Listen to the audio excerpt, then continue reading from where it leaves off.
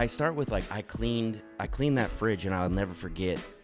In that studio, like a lot of people would have looked at that fridge and been like, fuck this. I know there's kids in my class that would have said, fuck this, I'm not cleaning that fridge. And like a lot of the time it's like weird power struggles, and people are fucking weird. Like I would never have bring a 20-year-old kid up to a studio and tell him to like clean a fridge out that had like food in there that had been in there for years. Gross. Like it was like initiation bullshit. Yeah. But like I think back on that because that's what I was like. I was willing to do that, and I'd be willing to do that anywhere I went. Like I'm not too good for anything. Yeah. To this day, like I'm not too good for anything, and if I expect somebody else to do it, I'm gonna do it myself. Right. You know what I mean? And that is something that every entrepreneur should have. If you are in business and you have a team, if you're not willing to take out the trash, if you're not willing to clean the bathrooms, and you think you're above that, I think you're in the wrong business. This episode made possible by Restaurant Systems Pro.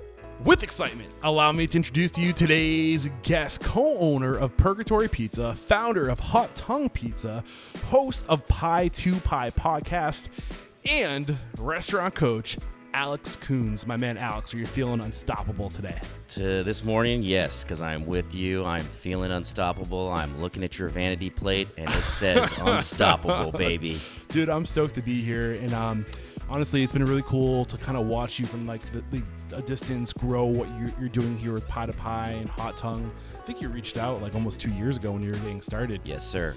And you're just killing it, man. And I'm out here in LA, and like I'm just like, dude, like I gotta get this guy on the show. I gotta share your story. You're doing great work.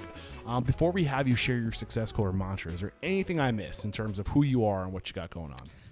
Well, I like to say that I am a father and a husband, because those two things have really changed the way I do business, and those two things those are what I would. If somebody asked me like, what do you like?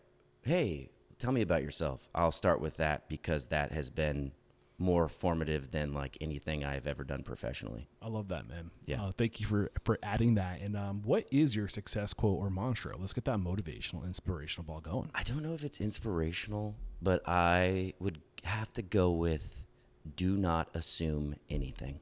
Do not assume anything. I personally get in trouble when I assume, and I say it constantly around here and at home.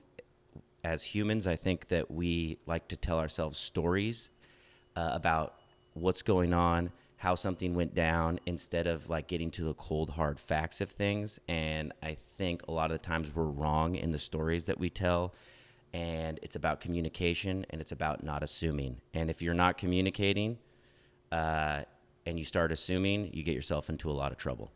Give me an example of you assume something and it got you. Well, when you have a conversation over text message and you assume that somebody was coming at it from a certain angle, you start going off on a tangent about like this person thinks that I'm mad at them, or that like I'm coming at them a certain way. In reality, maybe you were just checking on their clothes, right?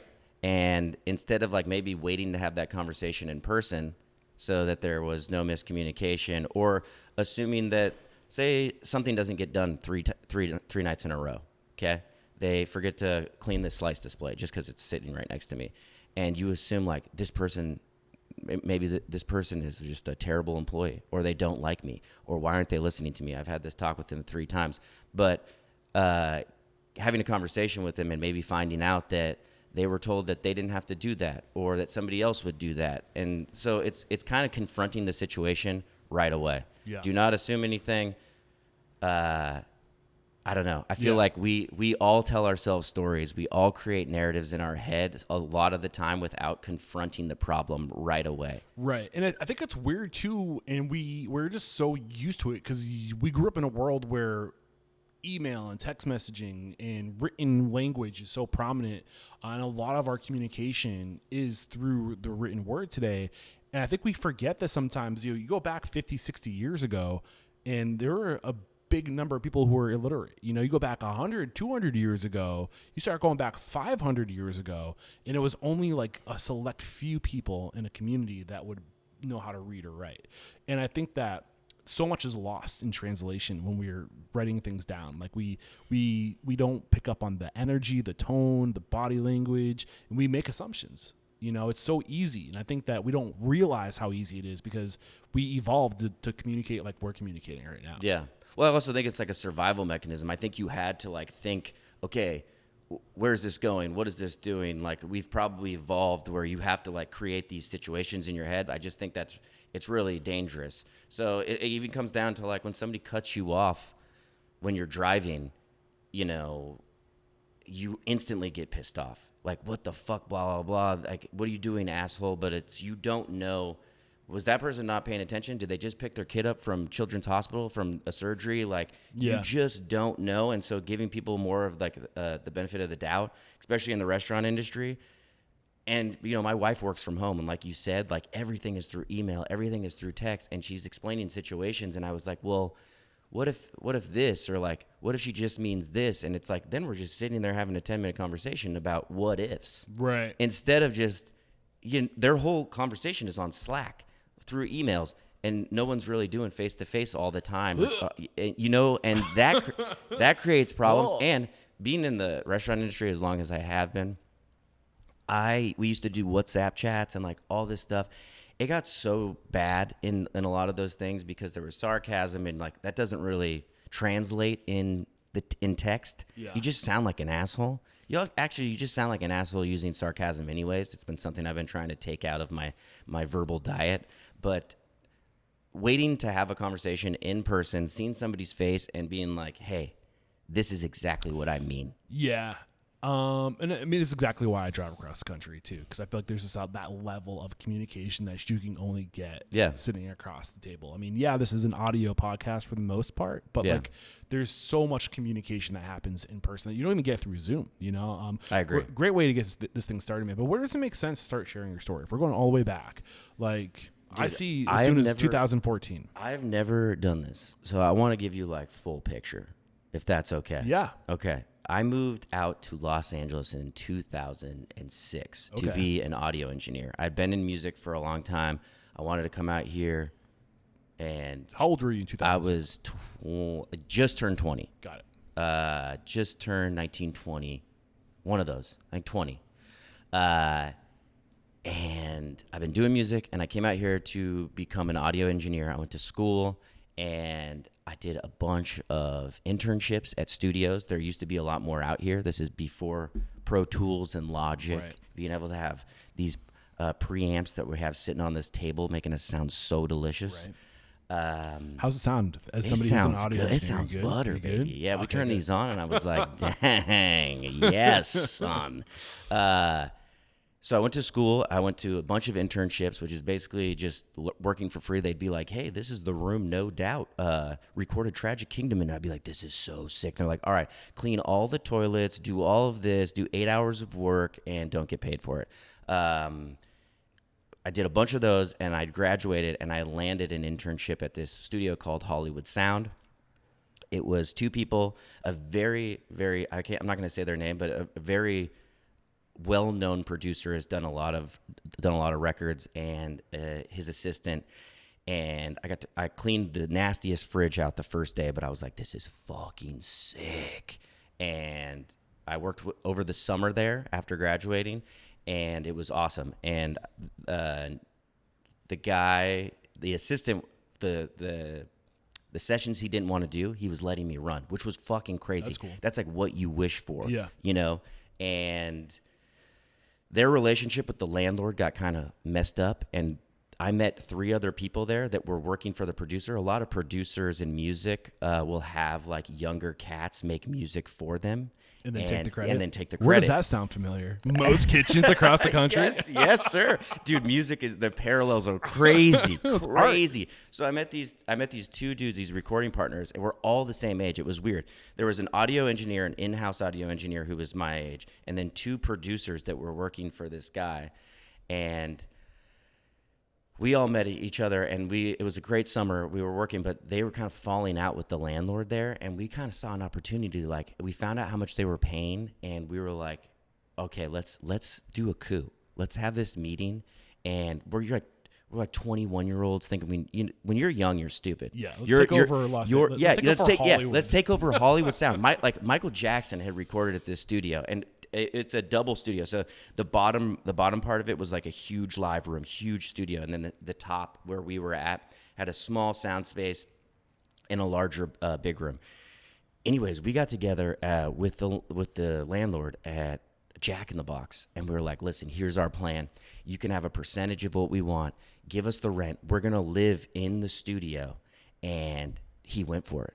And so this producer and his buddy, they left, and then they found out like what we had done, and it did not go like it was like there was threats and stuff, but like there was nothing you could do. We slid right into the studio. We lived there, produced there. We recorded MIA for an MTV thing. We did a like cannabis rapper. We did a bunch of things for a year working in that studio after the coup.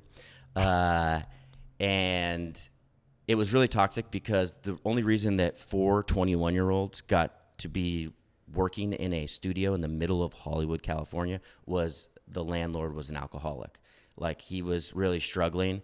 And we would try to help, but I don't know if you've ever worked or been around an alcoholic or a drug addict. It's pretty sad. Like, you know, he'd come in with his vodka cup at 9:30, this big gulp, and we had worked there for a year. One of the partners was stealing money from us. We were wondering why we couldn't pay rent, and it was time to leave. We actually got in an altercation with a gang that was outside demanding to get in.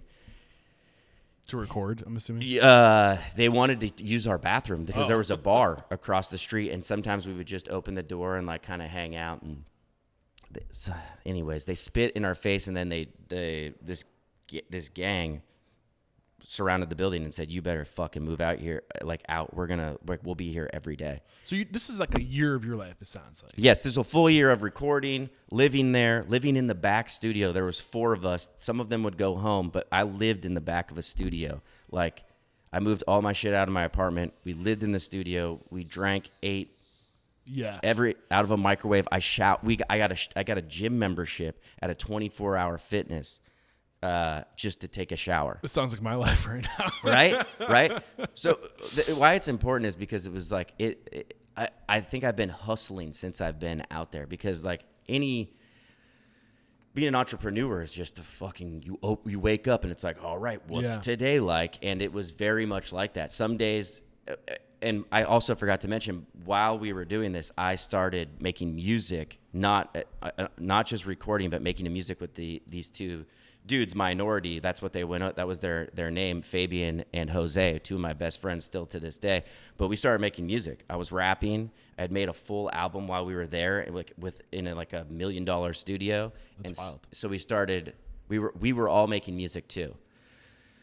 Anyways, in that connection, we both got signed to a small record label. Me and Fabian. Okay.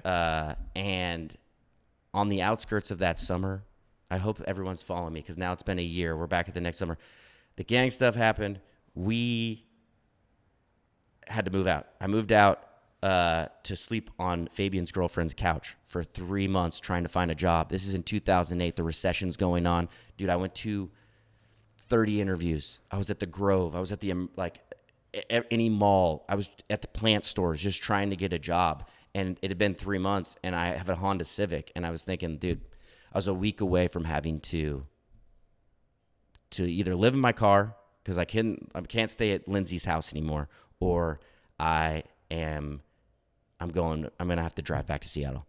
And I finally landed a job at a pizzeria, and there it is. Okay, sorry that took so long, but it's important because that pizzeria was only 1.5 miles down the road. Is this Purgatory? No.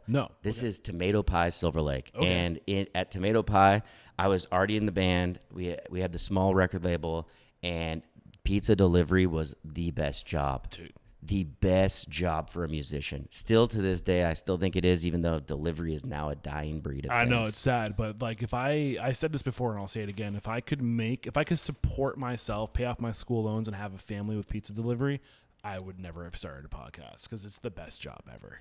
I mean, in my yes, It's I the agree. best In job. my personal email still says like pizza delivery legend. It sounds like you're a pizza delivery legend too. I mean, in your day. So I got 12 years of pizza delivery That's under my belt. what I'm talking about. And when you don't have to like reference a map and you know exactly where you're going and you're not passing any, and you have rapport with people, you can make. I was making like $25 an hour, so $30 an hour, but in New Hampshire in 2006, 2007, 2008, that's good money back then.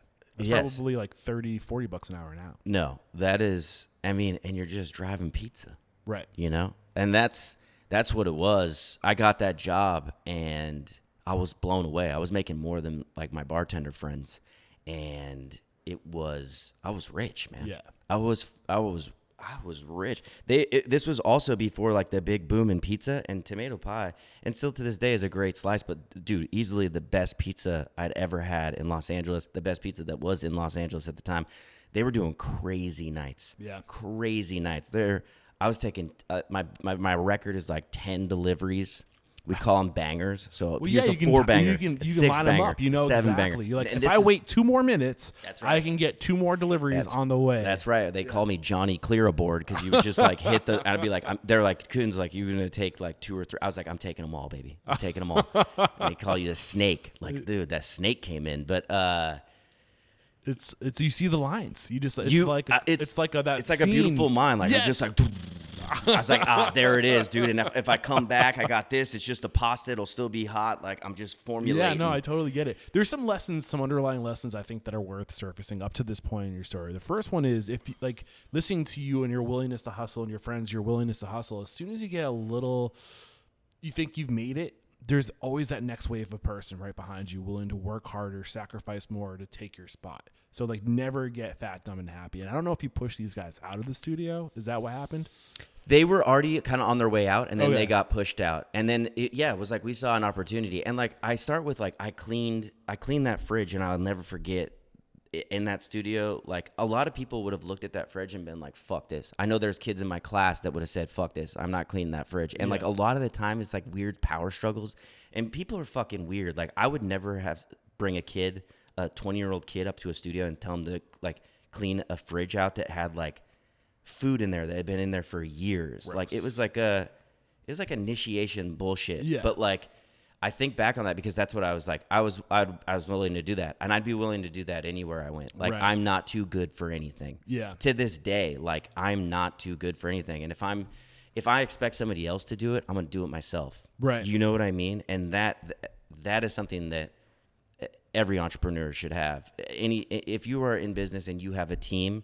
If you're not willing to take out the trash, if you're not willing to clean the bathrooms, and you think you're above that, I think you're in the wrong business. And I think the other big lesson that I think is worth pulling to the surface is right out of the gates, before even getting into the restaurant industry, you got to know what it was like to work with partners and what happens when you don't have partnerships, agreements. Yes. And 100%. Yeah, like you got a crash course in what it's like to work with other people and why it's like, I don't think many people get that experience at the age of 21 years old. They don't find out until they have millions of dollars worth of assets invested into, a building and resources and cookware and all this stuff. What's going through your mind? Well, no, now I'm thinking like you're totally right. I mean, this one individual out of the 4 partners, we started a company called Treehouse Studios. Because it was on the 2nd store, and we all had Peter Pan syndrome, but we were young, so we were basically Peter Pans. I still feel like Peter. I'm such a me too. I mean, Los Angeles is the home of Peter Pans. But I was gonna say, you put a lot of trust in people, especially when you're younger. You don't think about it, and that's the thing. You don't want to not trust somebody. And to this day, I'm going through a lot right now. I've been through a lot. I would never let one situation with somebody define how I treat. Maybe getting into another situation with somebody else. You can't do that with any situation. Right. You peg yourself and you kind of put up walls. Right. I'm not going to do that. I mean, not everyone is a shitty person, but one of the dudes at the studio, we found out he stole a camera. He was stealing money. We were kind of trying to figure out where all of this was coming from, and it didn't even register until like we were out of the studio. And so now it's kind of just being smarter and maybe more aware of actions Yeah. and words that come out of people's mouths, and trying to not judge somebody, but make a judge. You need to make a solid judgment of like, is this somebody that I want to get in business with, or is this somebody I don't want to get in business? One of my favorite quotes I've ever heard doing the podcast was with Kyle from Little Dynamite. He just said, if shit feels weird, it's weird. Yeah. And it's true. It's like you Trust that gut. Again, you start assuming things, or you try to tell yourself a story because maybe it seems good. I've gotten into a lot of another quote from Bruce is like, not Bruce Irving is Smart Pizza Marketing. That's right. It's like, not every opportunity is an opportunity. And because you got to think about those things. And when you're working with people and you're signing contracts, you never think about like what that divorce is going to look like. Right. You get the blinders on. Yeah. Like, you're so like, I want to open a restaurant so bad. And like, this is it. And like, we just leap. And we're literally just blinded by our dream. Yeah. Right. And we'll leap into any situation. And then we're like, wait, I didn't consider what I was saying yes to. Everything you say yes to is something else you have to say no to. 100%. Also a good quote right there. Yep.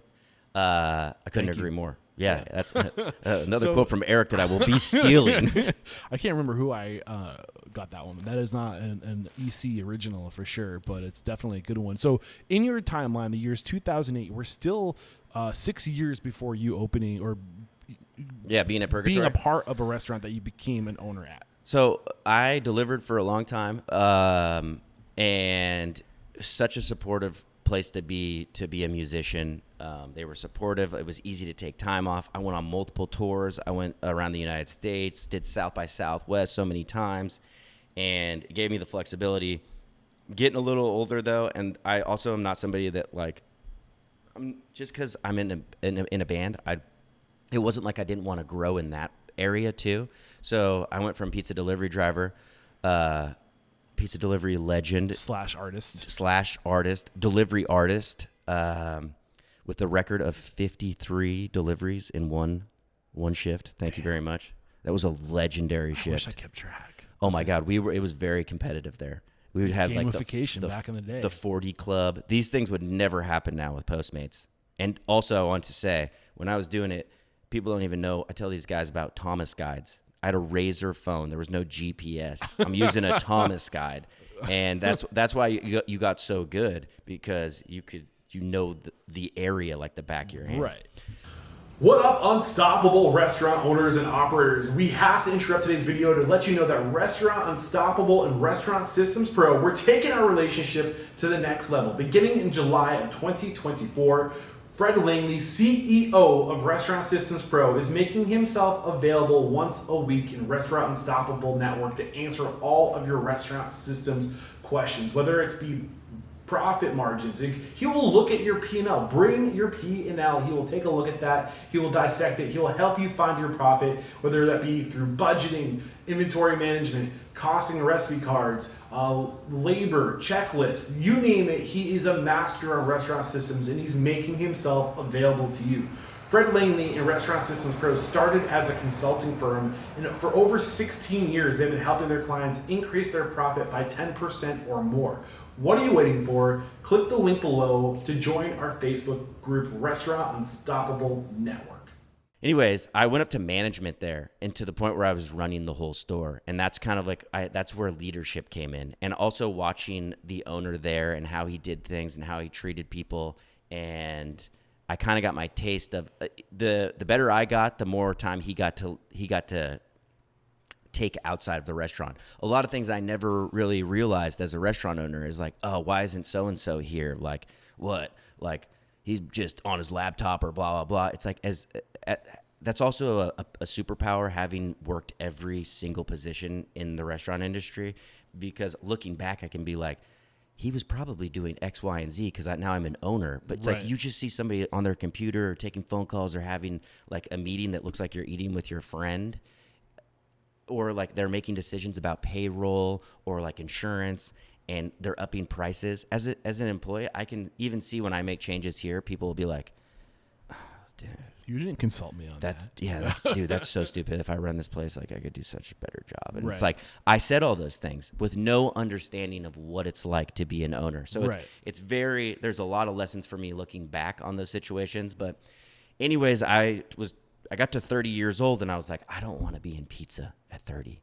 But to be completely honest with you, the real story is I went to my music career was I got dropped from the label.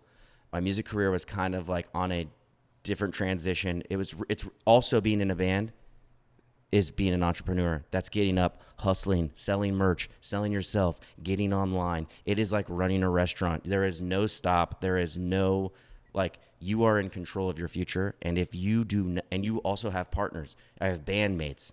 They all have opinions. They got to come to practice. So your show, like social media, all that shit was the same. It was gearing up for this whole thing. Anyways, I went to a management Christmas party. I had too much to drink. I had partied the night before. The year's 2016 now. No, this is 2014. 2014. So My wife was like, "Where are we?" When I explained things, I am at the end of my career at Tomato Pie. Got it. Tomato Pie, I'm still there. So you're starting to have the conversation with yourself. You don't want to be in your 30s. I had already kind of said that. Like, but you weren't 30 yet. You're still No, I was 29. 29. 28, 29. And because I was reverse engineering it, saying you're 30 years old, so the year now is 2016 in my head. No. So I'm 6 years later, and I'm still at Tomato Pie. I had partied the night before. Had too much to drink. Yes. Well, yeah. I mean, what's too much, in your 20s. It's a relative push. Yeah. But when you drink a lot and then it doesn't take much, like the next day, if you drank a lot and then you have 2 beers and you're kind of like right back to where you were. Anyways, I went to this management party. I had too much to drink, and I think a lot of these resentments, a lot of this hurt, a lot of these a lot of communication that I wasn't having with my bosses. When you feel like you are running a restaurant and there's not open communication, you build up resentment. It's something that, like, another lesson that, like, I have dealt with, where if I don't talk to my management staff, if I don't make sure that I know that I appreciate them, if I don't communicate that, like, hey, I'm going to go do this podcast, hey, I'm doing this, hey, I'm doing that, hey, I'm working on the business here, then it could seem like, where the fuck is Alex? Right. And that's kind of like, I know I'm jumping like back and forth. No, man, it's cohesive. But I think that I had a lot of resentment. And a lot of conversations weren't talked about, and all this resentment and all this kind of like fear and sadness and depression about my music career, and everything came to a boiling point that night. And I basically acted like an asshole. I said a lot of hurtful things, and I essentially quit. 3 days later, after that party, I got called into the office, and they were like, "Listen, we got to let you go." And it was so painful to lose that job. It was, I really cared about that. What were you feeling? What was that? What were you feeling? I felt deep regret. I felt like, wow. I felt, 1, I had a problem with alcohol. 2, I can't believe I did that. 3, like, how dare them? Like, I think I even said, I am Tomato Pie. And like, but so arrogant of me. Like, what are you doing? You, like, in my, like, you puff yourself up and you do work really hard, but like, I had no understanding of a bigger picture for them. Yeah, they could have done a lot of things better too, right? We could have had better conversations. Communication could have come up. Again, I was probably assuming a lot of things about what they were doing. They were opening up more shops. They were growing. Right. But I felt maybe a little left in the dust. Gotcha. Okay? Yeah. And ultimately, my attitude, my actions lost me that job. Yeah. And, yeah. Yeah. A lot of stuff's coming out. I mean, I think looking back, the year 2000, we said this is 2008. This is 2008 I got hired. 2014 is the night. December 16th. I'll never forget it. Yeah. And this is around, I think this is a huge evolutionary point for society, in the sense of like the idea of being an owner and a leader is starting to evolve, where there's more resources, leadership, like people are listening to podcasts, audiobooks are becoming a thing. Yeah. People are learning and growing collectively. And I think that to all of your points, like I think today are better communicators. Yeah. We take the time to explain why. Yeah. Hey, I'm doing this and here's the why behind it. Yeah. Hey, just so you know, I don't say it often, but we see how hard you're working, and like, just being conscious. Yeah. To make time to acknowledge people. Like, I don't feel like that was on the radar in like the early 2000s. Well, For a lot of people. Well, I think the restaurant industry is changing rapidly Right. because you have to. Like these younger people, and like really, like I'm a millennial, I guess. Even us, We're like, on the edge. Yes, Fringe millennial. yes, we started demanding a little bit more, but like the people that that are hired as teammates now, like they demand more. They get, and I think They're more educated than ever before. Exactly, They're and not I thi- ignorant. Well, well, they, just, to a degree. Well, the restaurant industry has always been romanticized about a place where it's okay to treat somebody like shit. Right. And that's you grew up in a kitchen where people did that. So then what does that do? That breeds other people that treat people Rinse, like repeat, shit. rinse, repeat. And it's like, and then you go out and get drinks with them. And it's like, oh man, like, yeah, we're cool, like blah, blah, blah. And you guys have a lot of drinks and like your friends. And then you're back in the kitchen yelling at them. And it's Right. just like a fucking ongoing cycle.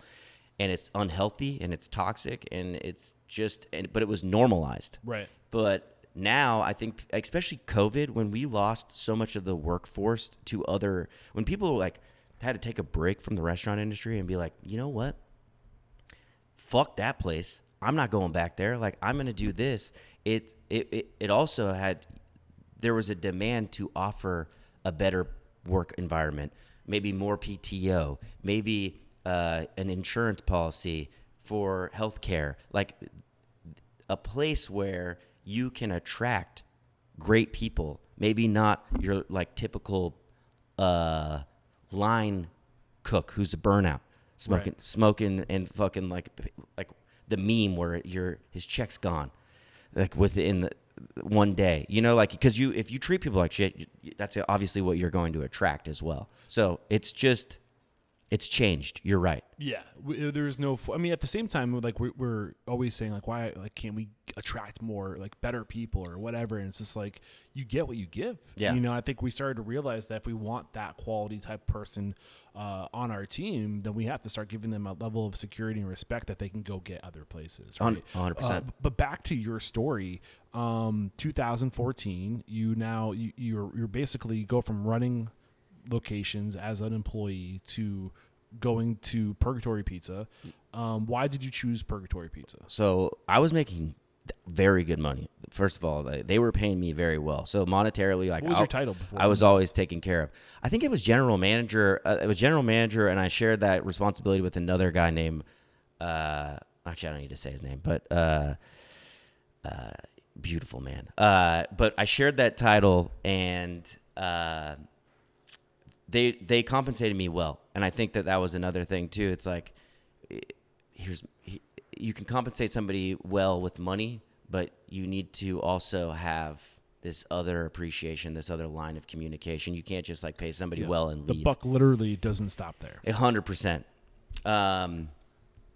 I'll say his name, Matt Glenn, dude. He was one of we were totally opposite managers. He was cold-faced, get to your job, blah, blah, blah. I'm making jokes, the culture, blah, blah, blah. It's great dynamic, good cop, bad cop, anyways. I was out of job, and I was scared as shit. I was like, what the fuck? I'm almost 30 years old. I have no job. I have rent, and I was making such good money. There's no pizzeria I'm going to go to and get that kind of money.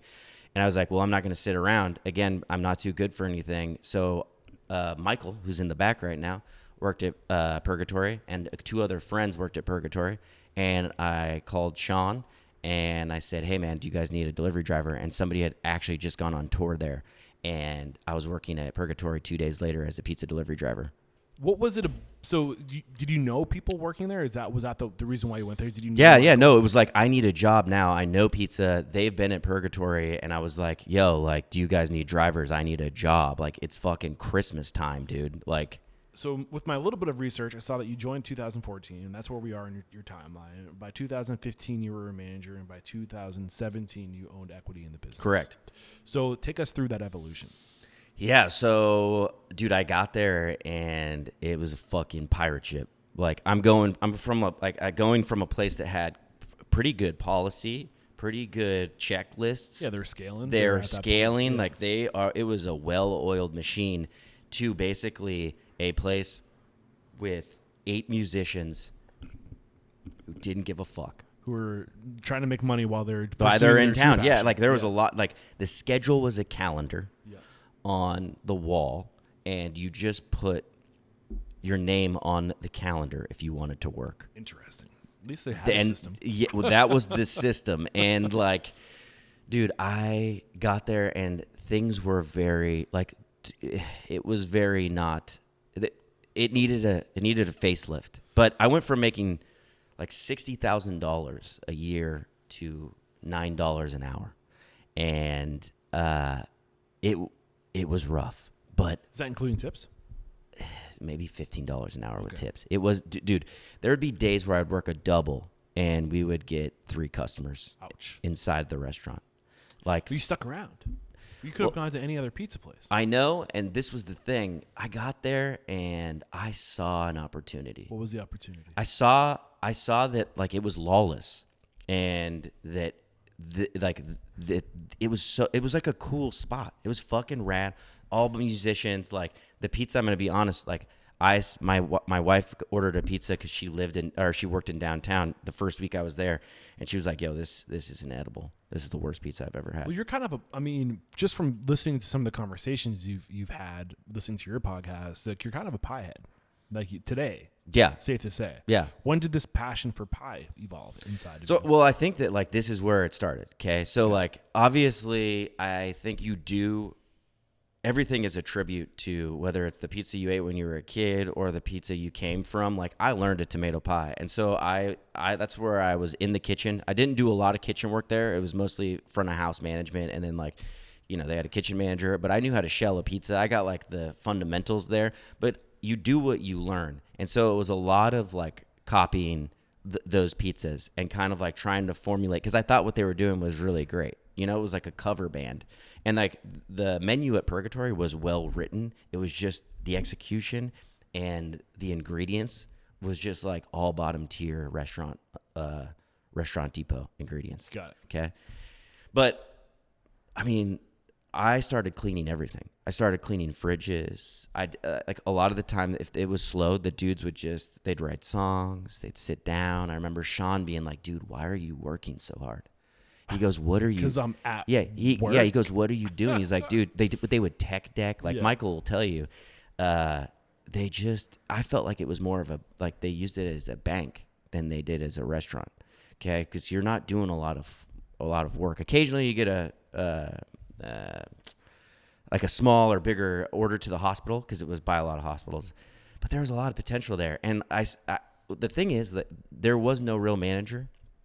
His name was Travis. He kind of managed. He went to Restaurant Depot. He got the stuff, but I started cleaning fridges. I started kind of rearranging things. I took over the scheduling. I said like, "Hey, let me implement this." And so like, I started kind of like being like, I really have a knack for this, and I am really enjoying this creative process. This managing a pizza restaurant. Managing a pizza restaurant, I was already good with, I think, people and creating like a community. I had done it at Tomato Pie, and we were all friends, and like bringing process and policy and kind of dialing things in and making the pizza better and starting buying better ingredients. And so what were the challenges of, like, this is the first time where you go to a pizza place that doesn't have its shit together, that's kind of a pirate ship? So the challenges was culture. Like really, if I could see it right away, like, dude, this could be huge. How'd you overcome that challenge? Dude, it was very tough. What I should have done, but real quick, 6 months into it, Travis leaves for tour,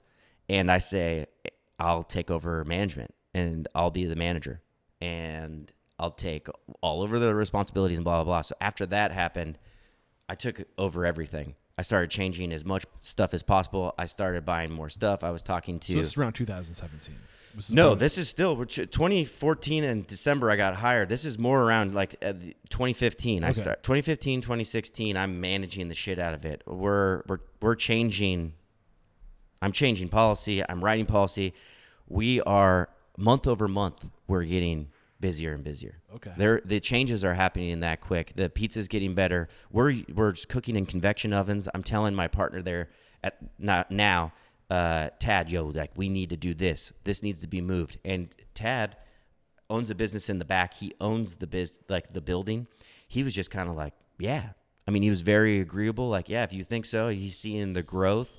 So Tad is the owner, the original. He's the original owner Got of Purgatory, and he owns the building as well. Got it. And he's very hands off. Like, you know, he had his ideas, but he would be like, you know, you guys got this. He'd come in with some suggestions, but he very much let me fly. Got it. I think he saw and recognized the changes. Anyways, it really kind of took off. Year over year, I doubled sales. When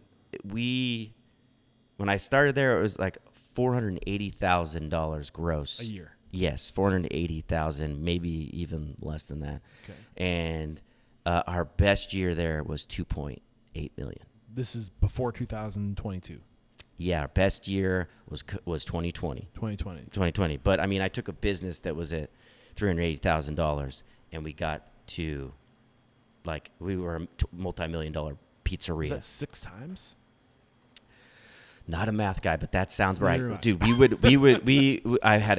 I implemented a catering menu, and to go back, I know I jump all over this. Like, sometimes I just am not good at explaining things. That's why I like to do a podcast where I listen and don't talk. You know? No, man, you're doing great. I'm loving the conversation. So the struggle was, like, back to the idea of that struggle, of, like, implementing the culture. How did you, like, what were the key things that you did? Like, Let me get back. specific Yeah. things that So you did I remember I had a to conversation. go from, what was it, 400,000 to 6 million? Yeah, What to 6 million. I love that. Yes, it was 6 million, dude. No, 3 million. Yeah, it was basically 2.8. It was 2.8. Yeah. Sorry. The 6 times is where I got. When you have a day that $500 is a good day, and then you start doing $1,000, $1,500, and $2,000, it hits very differently, especially when your staff doesn't want to do more work.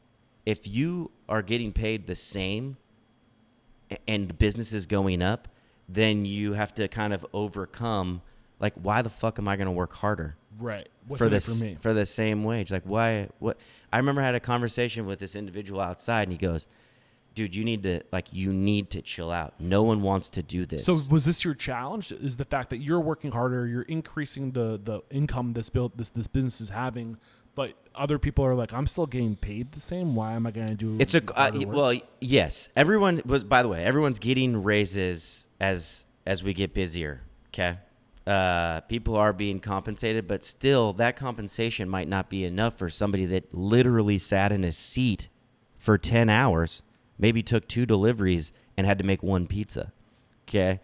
So there was a lot of pushback. There was a lot of changes. You know, here's the new schedule. If you want time off, fill out this slip, like this slip. Here's a whiteboard. This is where all of our prep's going to be. Hey, by the way, we're not buying all this shit. We're going to start making all of this stuff. You know, because then I'm in dough forums. I'm talking to other people. This is before the boom of Instagram and, like, just being able to DM people. People were still kind of, like, not giving away information. Right. So, like, I'm going to the University of YouTube now, because now I feel like anyways, I'm implementing all this change. But I had this conversation with this individual outside, and he goes, dude, like, you need to fucking chill out. Like, no one wants to do all this. Like, you're going crazy. And he's like, and every night's not going to, like, every night here is never going to be too. Is this a coworker or is this Tad? This is a coworker. Okay. But because there was, like, no line of command. So when you work in a place where everyone No thinks hierarchy. Yeah, when everyone thinks they're a manager, Right. it's very toxic. Right. Okay. Especially when everyone has different ideas. And that's exactly that's where we were at when we got there. And he takes me out and he goes, not every night here is going to be $2,000. Okay. And, like, don't like, if there's not a lot of business, like, just chill. Like, let me chill. Yeah. And I was like, that was like, to me, I was like, oh, I was like, every night is going to be 5,000, 8,000, 10,000 here. Like, just watch.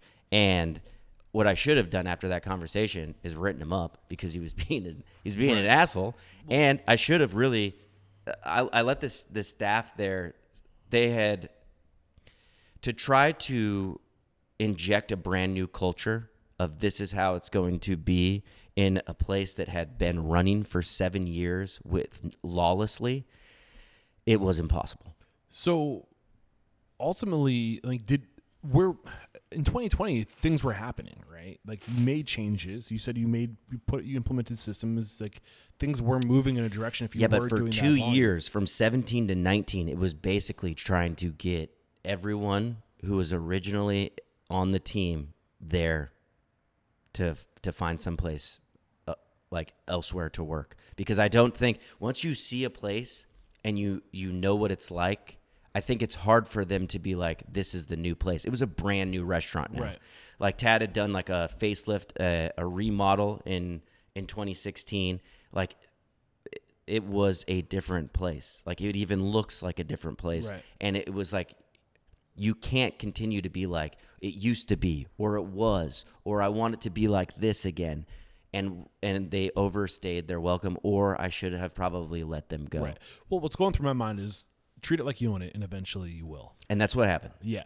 And in 2017, you did get ownership. Yeah, and we had been talking about ownership well before that. And I think it came down to, listen, like I just saw what I did in like 2.5, 3 years. Right. And I was like, I'm going to do this for myself. Or like, yeah, like I'm going to go I'm open my gonna do own this, place. yeah. Like either you can help me get there faster by giving me equity in the business, and I'm gonna also make you more money. Yeah. Or I leave.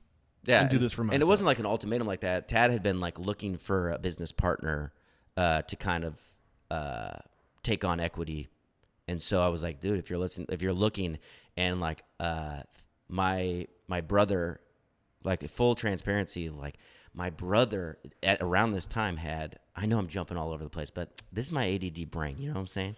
Well, I think we're gonna flip the table pretty soon. So like, I'll be patient with you if you're patient with me. Oh, I will. Because like a lot of people, I feel like I'm gonna get into another tangent. Is like when everyone's like afraid to maybe say exactly where they got their money from or say it in a certain way. But like my brother had this company he worked for, his stocks went public, and he made a shit ton of money on this first place. Well, a shit ton, like $100,000. He gave me a $60,000 loan. Damn. And That's a 60% loan on the money you made. Yeah, like, 60. That's pretty Yeah, generous. dude, and which is incredible because you know what? People don't invest in a business; they invest in you. Right. And so you have to show that. And I could probably start crying thinking about my brother just being like, "Listen, dude, I know you want to do this. I talked to my wife. We fully believe in you. As long as you can make these payments and pay us back in 2 years, hey, let's go." Yeah. And I had the money, and I invested into Purgatory, and I had put so much sweat equity. Was this 2017 after Yeah. Dad made all the improvements? Yeah, improvements were made. I mean, I helped with a lot of that. Like we went in, we did a lot of demo. We helped with that. Like there was a lot of sweat equity. And I'm talking like I didn't see my wife for 3 years either. Like I wanted to be the hardest working person in the room. I wanted to be there 14 hours a day, 7 days a week. Like it was no like, hey, this overnight, this was a success. This was an addiction. Yeah. This was like, once I saw the opportunity and what it could be, like I didn't, and it wasn't even like about being management. It was just like, look what I'm doing. Yeah. This is incredible.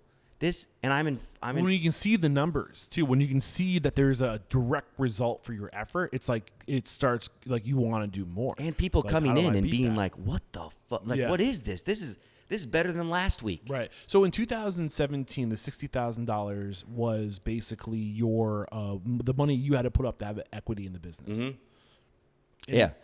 And what did you know about that world of purchasing equity in a business? Dude, I don't know. I didn't know shit. I'm still not a numbers guy. Like my wife does a lot of, she's in operations. She does a lot of like our numbers for the month and like going through graphs, and like I have a great CPA.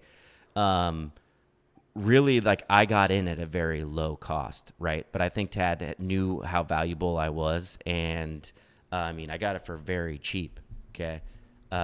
What percentage of the business did you pick up? 50%. 50% for $60K. For a business at this point, what was it doing? Like $1 million a year? No, we were like probably right under $1 million. Okay. Maybe over $1 million in 2017. What percent profit were you at this point? That's a question. That's a question for at Tad at the time. Okay. But I mean, like we were there was no debt. It was low overhead. He owns the building, so rent was low. Right. But we were like 25%. When I was working there, it was profit. Oh, it was very good. Like, I I don't know where So I you're was. doing like 175 a year profit. Yes. Is what you're making. Yes. So you can pay back that note, that 60,000. Yeah, I was paid it back in 2 years. Cheddar. Yeah, I for paid it sure. back in 2 years, and yes, and that I don't know. I was gonna go. I don't know where I was going. Where the question was. I know you asked the question, and then I was just like, yeah, $60K. You basically realized around the early 2000s that there's a different vision, and you're going to go your own way. You want to create something, scale something, and you break off to go do that. Yeah. No, like, by the way, though, like, Purgatory was, I got it like a well-oiled machine.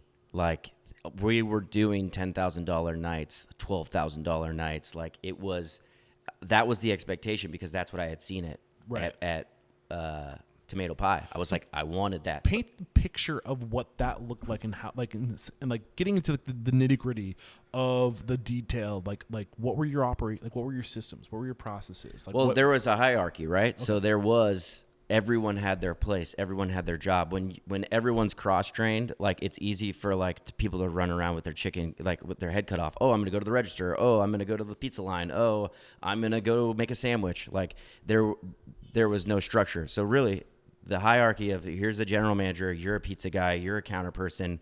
Here's your job description. Yeah, here's your job description. Today you do this. Here's your training. You only do this. Yeah. This is what you do. And it just really simple things.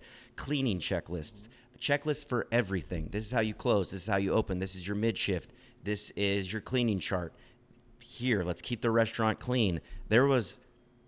Let's not deny the fact that I went through purgatory. I went through hell working there. There was an upscale battle. I've been through it all. Yeah, I've been the shut resistance down. with culture is what we identified. We did earlier. culture. Yeah. We had a huge $20,000 plumbing issue. I got shut down by the health department. I was in tears. I worked my ass off. Like, it was a fucking nightmare and a dream come true.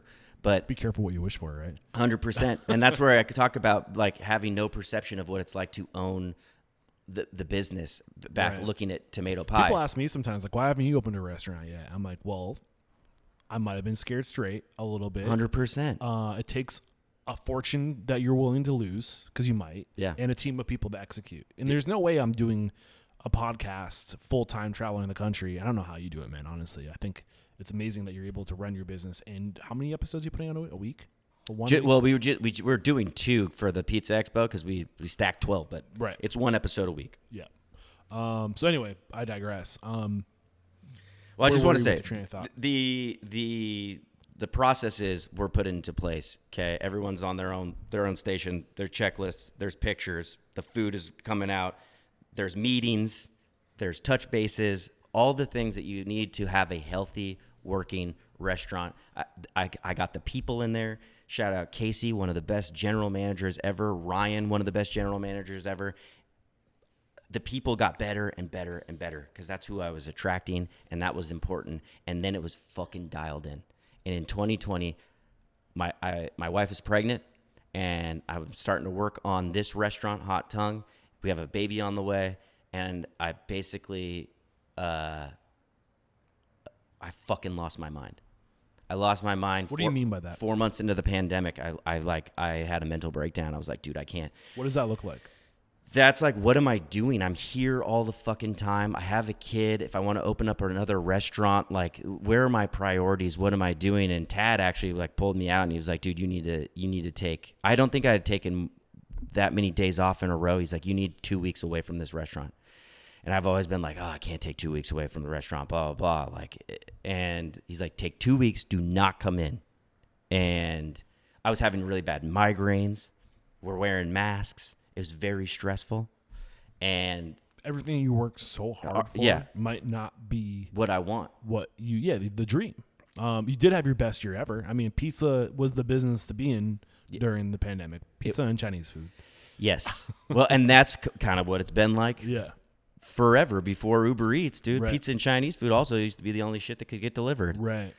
I had a full mental breakdown. Like, I went to the ER. I was trying to figure out what was going on with my head. I'd never had migraines before, and that's when I took a break from Purgatory. I didn't go there for 2 weeks. I just stayed at home, which was really tough for me. Yeah, Still, it's a whole new suite of like fears and anxieties, like what's happening at the shop. I'm not there. Yeah. You know, can you really take time off when you're like, you can't pull your mind out of it. No, and especially with COVID, there were so many fucking things happening every day. Like, you got to change this, you got to change this, you got to change this. And it's like running a restaurant was already like stressful enough, but there was like 28 people at Purgatory.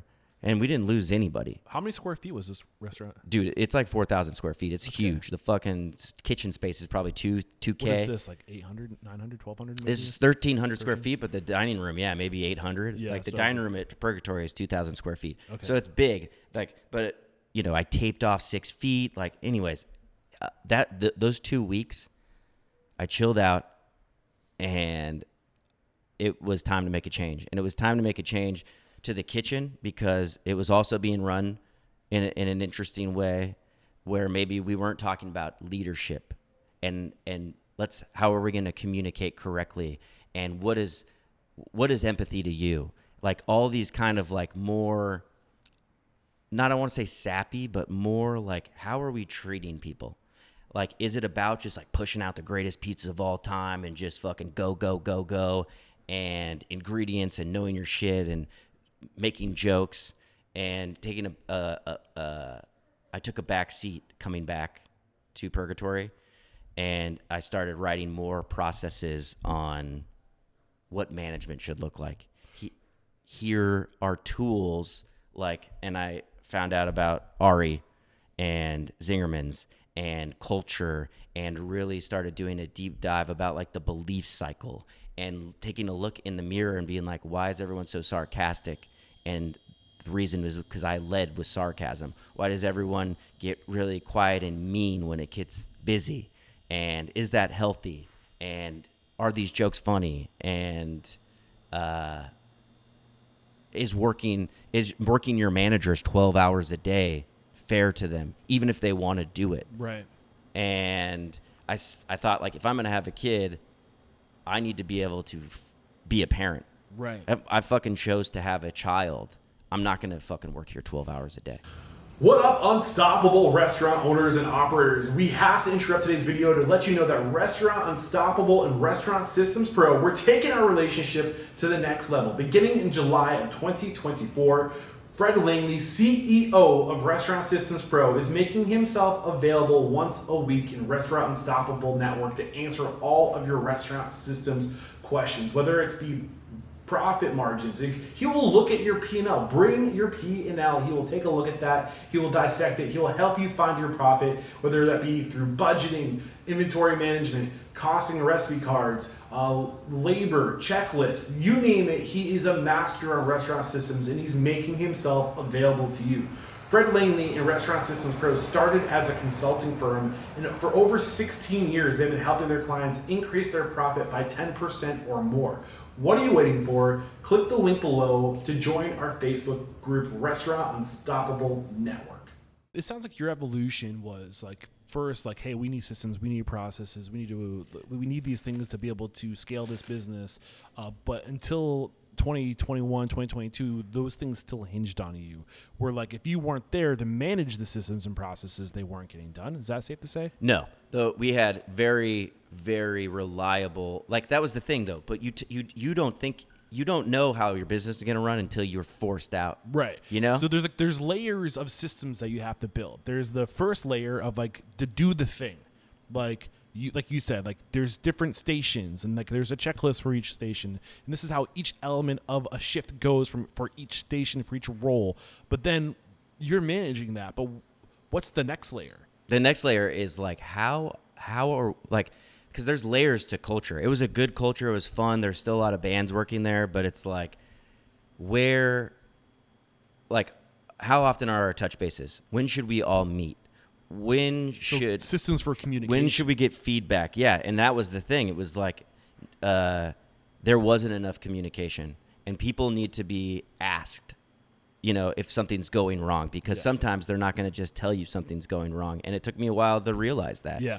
Just a little side note, if you're listening to this and you're shaking your head like, I don't have systems for communication. I don't know if you're aware of EOS. I don't know what you recommend for people in terms of that system for communication, but the Entrepreneurial operating system is an amazing tool that I recommend everybody look into for systems for communication. Just want to throw that out there. Yeah. I mean, anything to help with people's communication. And really, I thought I had a great culture, right? But I keep talking about sarcasm. It's easy to make a joke about something instead of just telling somebody, hey, like, that's too much cheese. Like, instead of being like, whoa, dude, 86 cheese, and then everyone laughs, you know, like, and that's kind of like how I had ran things for a very long time because I love being funny. Right. I think I'm a funny person. I think there's a balance. There is a balance, but I mean, like, why would you do that to, like, I don't know. To me, like, there is a balance, but, like, it's always better to lead with just exactly what you mean. Right. And you're never going to be like, oh, man, I should have told that joke. Right. Little things like that. I walked away and the restaurant was fine. And I realized that, like, I realized in that moment, or in those 2 weeks, I need to get the fuck out of these people's way because I'm actually stunting the growth of Casey. I'm stunting the growth of Ryan. And I keep trying to micromanage situations, and they are not allowed that growth that I got at Purgatory. I got that growth because no one was in my way. Tad let me do everything that I wanted, and I got to fuck up, and no one got to see me fuck up. And every time they would fuck up, I'd be like, hey, you fucked up. Right. Which is like, I don't know. There's value in each one of those things because they had a bit of a mentor, and I had nothing, so I had to fail a lot more. But I needed to be empathetic. I needed to let them fuck up. And to this day, I know when to let Andrew and Michael mess up. I will let them mess up on purpose because that is the only, you have to fail up. I failed up. Yeah. I'm still failing up. Right. I have fucked up so much in this career. I've done the wrong thing. I've said the wrong thing. And that has always branded me with, like, I will never do that again. And that's how I've learned those lessons. So 2022. Yeah, I know I'm like all over the place. No, so you have a vision to scale Purgatory. That's not on the table because the agreement was never to scale. You say, okay. In 2020, we were thinking about opening up Purgatory 2, and I end up opening up Hot Tongue. Tad doesn't want to open up Purgatory 2. Okay, so fun fact, where we're sitting was going to be, I've actually had a previous conversation with a different guest about the space we're sitting in right now, which you made help me become aware of. We had Crimsy Ramsey on the show. Crimsy Ramsey, I think is what she goes by. The Cajun Kitchen. Yep. What was the full name of that? It was in your Crimsy's Cajun Kitchen, yeah, I think. Crimsy's Cajun Kitchen. She ended up closing during the pandemic, but she was going to open a second location here, which is what you told me, where you are today with your Hot Tongue. That's right. She had just signed the LOI, and I think they were into agreements, and then we signed an LOI, and we didn't get it. And then 6 months later, I drove past this space in July of 2020, and I saw For Lease was back up. Okay. And I called Jeremy White, and that was the broker. And anyways, we had signed the lease. It was June. We signed the lease at the end of June of 2020. Got it. I just thought that was kind of a fun fact, how it's a small world. It's all connected. Yeah, and then she sold her restaurant, and she's got a bike she's or a book. She's smart. She's fucking smart. Yeah, she got out during a good time. So anyway, so you're in this space. You take. I mean, one thing I want to acknowledge that I picked up on is that you're really good at branding, dude. Like you have. I think you have a skill, a talent for developing a brand. Or can you not take credit for this? No, I can take full credit for this. I mean, the design. I had great designers for Preen. All the art on the wall is Deladesso, who has inspired me. Who was the designer? Say it one more time. Preen helped me design this restaurant. Preen. They are incredible. They've done such beautiful spaces, and they make ideas turn. Are they more branding? Like, where does they didn't do? So the branding was all me. So okay. The branding, the Hot Tongue, the colorways. That's all me. I do all the menus in AI and a lot of your personality, you can tell, shines through that sense of humor. Instead of telling jokes, you're putting your humor into the character of the space. Yeah. There's a new outlet for your humor. Maybe. Yeah, and I think that's a little scary too because you had a discussion with my wife and my friends before. Is like, where does Hot Tongue end and where does Alex begin? And is that healthy to put that much of yourself into a business? And really, I think the answer is no. I think I need to really learn how to separate myself, because that's how it's hard not to take things personally when somebody doesn't like the design or somebody doesn't like the food or somebody doesn't like this, because it's like, but you have to understand, it's like, they're not talking about you, but it's like, yo, you are talking about me. Like, this is fucking, my brain threw up in a restaurant space, and that's where you're at. I think there's balance, you know, like, I think to your point, I always like to say, behind every great restaurant is a great person, right? Like, this is a creation from your mind. Yeah. Right. Not everyone's going to love it, but you're not meant to be loved by everybody. But the people who are going to love it are going to love the shit out of it. Yeah. That's usually how it works. I think that, you know, you're behind every great restaurant is a great person. Your culture, it's an extension of your values. Yeah. It's literally an extension of who you are. What are your values? Bake that into your business. But to your point also, you can't be so far in that that it hinges on you. Yeah. So if it was like Hot Alex, not Hot Tongue, you know, Hot Alex Coons, sorry. It's all good. Then like now, like, what happens when you're not there or people are expecting you? Yeah. Right. So I think it's a balance of, yes, you want it to be an extension of who you are, what your values are, but to your point too, it can't rely on you. You can't rely on it. Yeah, 100%. Yeah. No, I agree. So what was it like opening your first restaurant that was solely you? It was a fucking nightmare. It was one of the worst experiences I've ever had. What were your biggest? This is 2022. So this is 2020. 2020. We signed the lease and we go in. Almost we 2 start. years to open. We start permitting. We start permitting in August of 2020. Okay, damn. And you were open. When did you open the doors officially? February 22. Damn, a year and a half. Yes. I am not an angry person. I'm not. I'm really not. Anger is not like something that I that emotion. If anything, I'm a crier.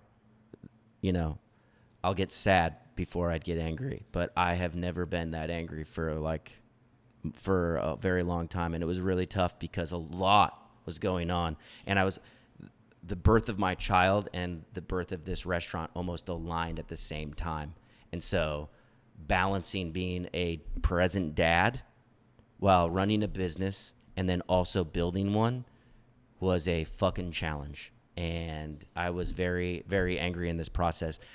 My general contractor was a bit of a liar. We had roadblocks on every part of the build out. We had roadblocks from the city. There was hurdles and more hurdles and more hurdles. What were the hurdles? Can you get specific? Well, I think you didn't consider that you. Well, dude, I didn't consider anything. This was a Subway, okay? This was a Subway, and I figure like, hey, we'll put in a hood. We'll grab some restaurant equipment. Throw in a bar here. That's my fault for putting that camera so close. Throw in a bar here, and start selling pizza. Yeah. And when you have, this was a lot of the reason I started a podcast, because I was fucking pissed that no one said, hey, this. I would start telling people stories, and they would be like, oh, yeah, that's normal. Oh, yeah, that's normal. Why does nobody talk about Why the this? fuck is no one telling me that? I think especially in the restaurant industry, because we're so known for creating an illusion. It's like the duck on water, right? Like it's where our job is to make it look easy. Yeah. Our job is for you not to see the chaos. Our job is to literally create an experience for you that is not real. Yeah. You know, it's a real experience, but you don't know what goes into creating that. You're not supposed to know that, including all the fucking nightmares of like getting started, all that stuff. But fuck that. I mean, that's the face that everyone tries to put forward. Right. It's not just restaurants. Like, there has got to be a place where it's okay to be more vulnerable, to be like honest with your feelings and really don't try to fucking sugarcoat things. Right. This is why I hate award culture, for the record, because I feel like for the longest times, like what you get awarded for it's not the reality, it's the perceived reality that you create. You know, so everyone's trying to create this false sense of reality. They're trying to create this mirage for the consumer. And the reality is everyone's trying to create these false realities and it's just like this like repeating process of just like, what are we doing to ourselves? We're not helping ourselves, but it's fueled by like this media that's around the industry. We're all just trying to create this facade for this media I mean, you're in it. Am I couldn't- wrong? Dude, I could not agree more with. Well, that's not even reality that you're living in anymore. Right. And the biggest thing that's been tough, you know, we can get back to the build out, but like being in this restaurant 2 years later, it's really tough to see how media works and how important influencers are, and like just like it doesn't. Nothing feels real. It's like it's not about food or like what this work that you put in. It's about this perceived notion or this thing that you built up. And if you are vulnerable, if you are honest sometimes, it feels like it hurts you. It feels like if you give somebody the full truth and you tell them how the sausage is made, they look at you different. If you don't like put out your best foot forward and like give them this facade that they want, that this is the best pizza that they're ever going to eat, then, and you don't have this kind of like clout, then you don't have that influence, and people are going to be like, oh, well, I'm going to go over here where X, Y, and Z has eaten and has convinced and me and that the confidence, this is the place yes, to and be. has this huge boasting confidence, and I don't know. It's What like, does it take to project that image from a restaurant owner or a person? I can't give you that advice because I would say that I'm pretty self-deprecating, and which is also something I should work on. It's I want to be honest. I just had this conversation with my wife. Like, I don't ever want to like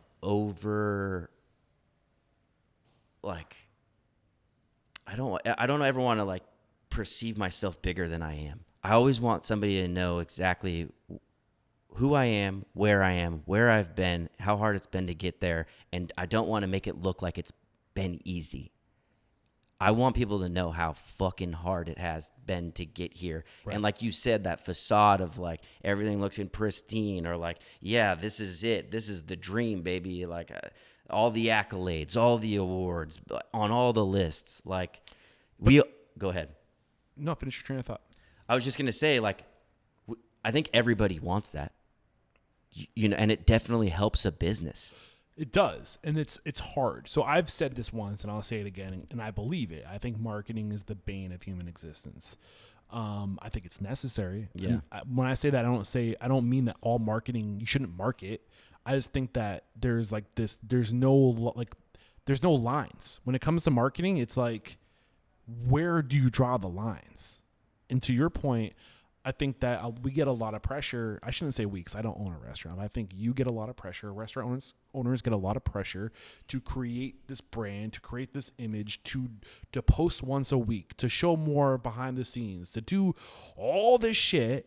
And the reality is, to respond to every guest, you know, to comment, to do all this stuff, to not just post and ghost, but to be engaged with the community. Yeah. Have you done that? No. Do a lot of people do that? Yes. Is that I think a full-time job? It is. And I think that's why you're seeing more and more people hire out. Again, I just had this conversation yesterday. That's like, dude, I can't keep up. Like, I need to, to really do that. And that's why it's like everything's so accessible with social media. Now you can talk to an owner, or you could talk to your favorite celebrity. Right. You know what I mean? You just reach out into a DM. But like, yeah, getting back to everybody, and it's a lot. It is. And what should the expectation be though and have expectations gotten higher of like what's expected out of a restaurant? And what is there has entitlement gotten worse on what to expect when you go out to eat?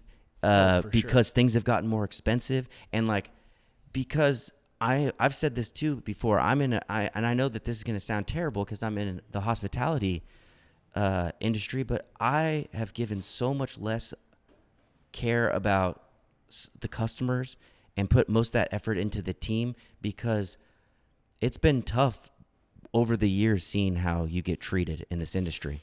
Well, I mean, this is a fun fact, and don't quote me exactly. If you want to get the numbers, check out the book, the town food saved, I think that's the title of the book. But in like the 1940s, the average household spent 22% of their income on food. Yeah. Do you know what it is like today? No, I don't. It's like 9%. Yeah. You know, so there's been this, but here's the thing: nobody's alive today that was alive in 1940. Yeah. Or maybe very few people. What is that like? Not quite 100 years. You know, Yeah. You're in your 80s. Yeah. But the point I'm trying to make is that we have conditioned ourselves to think that the value of food, it was like a frog in water. You know, it was like we're raising the temperature on the frog, changing the food system, centralizing the food system. Post World War II, we bastardized the food system so much, and we got so good at producing so much cheap, shitty food that the consumer thinks that this is what food should cost. A burger should be $5. Mm-hmm. And the truth is, like, you know, I'm not trying to. I'll have my time to shine when you interview me next week. Yes. But I guess where I'm going with this is, like, we did it. We created this illusion, this facade, the customer comes first expectation. We are guilty of it over the past, 80 years of just changing the food system and changing the food industry. And I think we have to kind of start to change it again to say, hey, consumer, cut the shit. Like, we got to start educating the consumer and change the culture.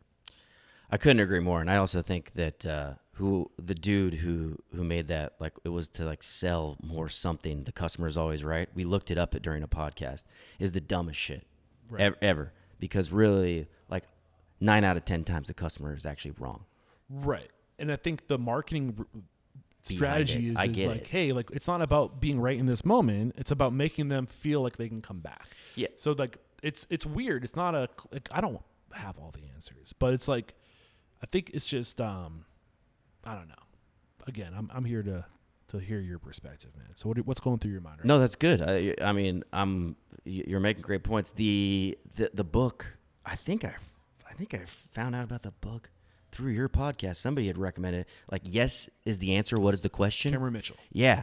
And like, I subscribe to that. I put that on our values, like one of a couple of his quotes, and like, the story of him going and getting a root beer from like across the street and like really like catering to people. And I just feel like sometimes doing stuff like that affects the team that you're working for, because you're putting the customer in front of maybe them.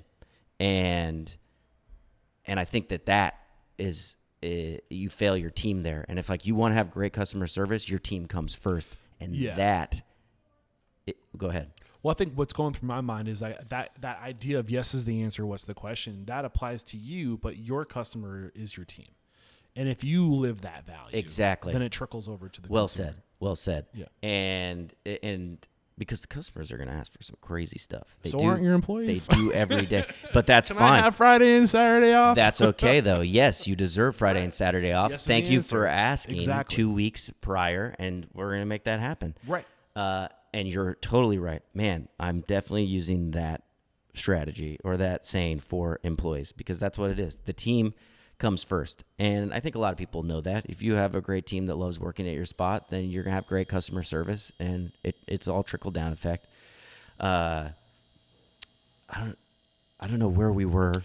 What I want to get back to is sorry. when you opened in 2022, a year and a half to take and you talked about how hard it was, not send us down this path of like this false reality that we have to create, and how hard it is, and how that's how we got here. Right? Yeah. So back to 2022. So many black holes. No, man. I'm trying to get better about the black holes, letting them just happen. Yeah. Because The in dark editing, matter. I'm like, we'll get back to that. And then I realize I never get back to it. Yeah. And I'm like, shit, my bad. So back to 2020, between 2020 and 2022, making this happen. You talked about your general contractor. There's issues. There's things that you just didn't see. So, like, what can you help us see that you didn't see? How can you make the lives of my listeners better through your trials and tribulations? When you are building a restaurant, the most important thing is to know what questions to ask. What questions weren't you asking? I wasn't asking any questions. I was on a team, and this is no fault to Preen or the company that I used for architecture, but I think they did a lot of assuming, like that we were good to go, because we were asking these questions too late. Like, why didn't you guys talk about the bathroom together? Why is there 2 different plans for it when we're at plan check? Why did we spend? Why do I get the price tag for all of this? 8 months after the design. Right. Well, there's What the fuck? Yeah. I feel like I'm going through this right now. Honestly, with a Restaurant Unstoppable, I hired out basically digital contractors, general contractors to build out my new website and to build this new normal of Restaurant Unstoppable, where we're going to have community and searchability features to make the listening experience better, to help my listeners find exactly what they're looking for. And you don't know what you don't know. You don't know what questions to ask, because I'm not a digital designer. I don't build websites. Yeah. So like, you just go, I trust you, let's go. And then you start going and you're like, wait a second, I don't want to be a coach. Like that wasn't the plan. Yeah. They're like, well, this is a part of our model. Like, we're going to help you get clients as coaching clients. I'm like, I don't want to do that. Yeah.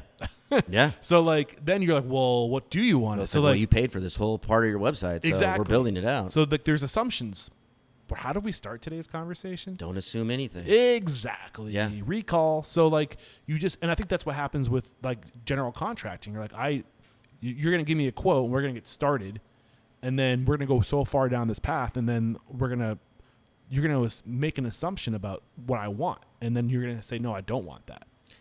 Yes. And when you're working with such a big team, with an architect firm, and you're working with the designers and they're not communicating, then what the fuck, dude? Like, you guys are working on plans for the same restaurant, and those things aren't coming together, and then it's kind of like, oh, sorry. And it's like, well, who has to pay to get it all fixed? I do. If you're opening a restaurant tomorrow, Hot Tongues number 2, what are the questions you're asking? Here's the first thing I'm doing is I'm not doing a full build out. There is no way, and I'll never say never, right? Because you can't let one experience. Was this a full build out? Dude, this was dirt fucking floor. Me and Matt, the guy, my partner in the podcast and media, we had 2 hammers, okay? 2 DeWalt like chisel hammers, and we fucking took down all, because they were going to charge me $8,000 for demo. We stripped all the walling off of the subway. We took down the grid ceiling. Sledgehammers aren't that expensive, right? Dude, a sledgehammer. Yeah, dude, listen, I'm sitting there with a screwdriver and a fucking hammer. We brought, like, all this used to be tile. We did the whole room. Like, back-breaking work. We tore out all the electrical. We did it all ourselves. Like, it was a dirt room when we were done. There was dirt here, and there was no drywall, and it was a fucking room. And I have a picture of it, and I remember thinking, what the fuck am I doing? Right. What have I gotten myself into? Now. No. Yeah. No. And so really the questions that I would ask, or what I would do differently, is, one, I would get a second generation restaurant. Turnkey. I would pay that key money. I didn't even understand key money. I was like, what the fuck? Key money? They want $80,000 for me to turn a key and have a lease? Yeah. Holy shit. Looking back, $80,000 to start cooking tomorrow? Right. That's a deal, baby. How much money am I going to spend getting it ready to cook? Yes. $150,000, $200,000 Yes. if I'm lucky? Yes, if you're lucky. And I think that in this and after and everything I had been through at Purgatory with culture and really changing dynamics and processes and policy and the journey I've taken my food on, in my opinion, I am a very good bread baker. After that build out, that nightmare build out, that's when I started thinking I could consult. And I can consult and I can coach, because I don't ever want anyone to ever fucking feel this alone. Yeah. Ever again. And that was also kind of how the podcast was born too, because it was like, not enough people are talking about how shitty this restaurant industry is, how tough it is. And so many people were buying unis and rock boxes and going from pop-up to getting into businesses. It's been very crazy, but I know I'm jumping around a lot, but to go back, I had a lot of questions that I didn't ask because I didn't know what to ask. Yeah. I mean, was there TI with this? There was, dude, and that's another thing. Okay, that's a great thing. What is TI? TI? Tenant improvement money. And yeah, there was $30,000. And dude, $30,000 to me at the time sounds fucking, whoa, that's great. Right. That's a lot of money. Until your design's done, you spent $60,000 on just permitting, and then you go to bid your project.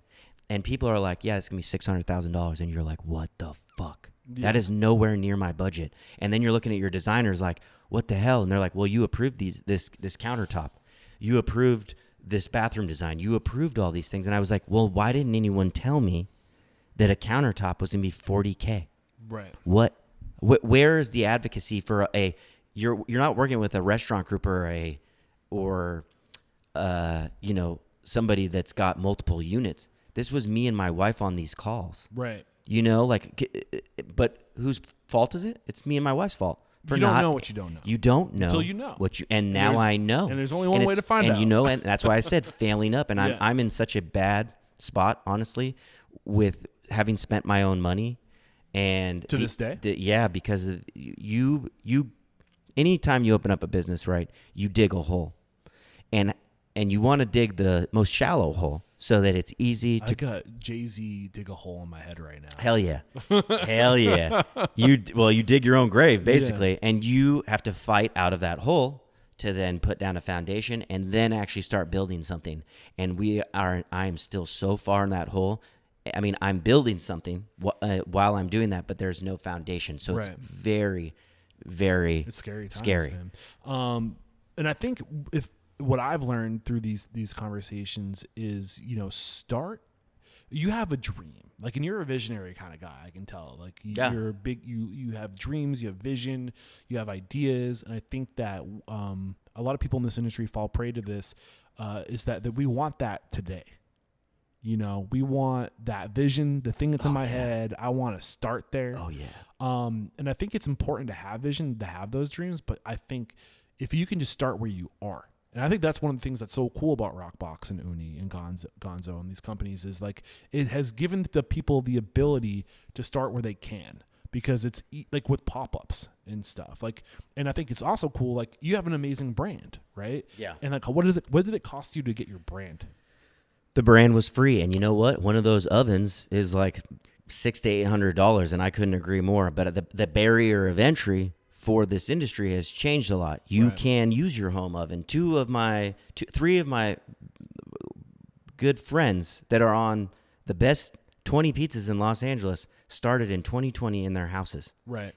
On a Rockbox, and they had a following already going into a brick and mortar. Like, the game has changed. And I always say this, back to the studios days, when I was interning at all those studios, they were closing down. Our studio closed down 2 years after we left, and it's because there was an invention of what's sitting right on this desk. These Focusrite, this preamp right here, there was a thing called an M-Box. Interface is what I was told to call it? Yeah. Well, it's a preamp. That's what you're plugging into. I don't know nothing. I'm a one-trick pony. You know far more than I do. Well, yeah, it's a preamp. That's what, like, you're plugging into, and that's why it sounds so sexy under here. But the invention of this thing sitting on the table gave studio recording quality to your bedroom. Right. You no longer needed to pay thousands of dollars to record an album. You go look at Billie Eilish's first album that she did with her brother in their fucking bedroom. How many studios? young people do you see on Instagram creating videos, like their own music videos from their house? Which is in many ways, I think that it's a double-edged sword, right? It's like it has made it so you don't need to be a millionaire to be successful. Yep. Which is good. But at the same time, it takes, I think people try to do it by themselves. And even it might not take $1 million, but it still takes an army, I think. And I don't think that's what people realize, is to be the best, you can't do it alone unless you're a freak of nature. And there are some freaks of nature out there who are good at everything. That's probably not most people. Or you get lucky. I mean, a lot of this game in music too, it was luck. I mean, it's like, again, I've said I draw a lot of parallels. Like, I saw some of the greatest bands that never took off. I've seen great restaurants that never got their due. Like Well, did they never take off because they didn't get the records, because they weren't marketable? You know what I'm saying? Like, no, you know that world far more than I do. I couldn't tell you. I mean, I'm telling you, it's so much of it is luck, and then like what you do when you meet luck. And maybe there was things behind the scenes that I didn't know about that they had fucked up. Because I'll tell you this much: if I had treated my music career like I did my restaurant career, and I was working on it 12 hours a day, I don't know if I'd be sitting here, because I would have taken it a lot more seriously.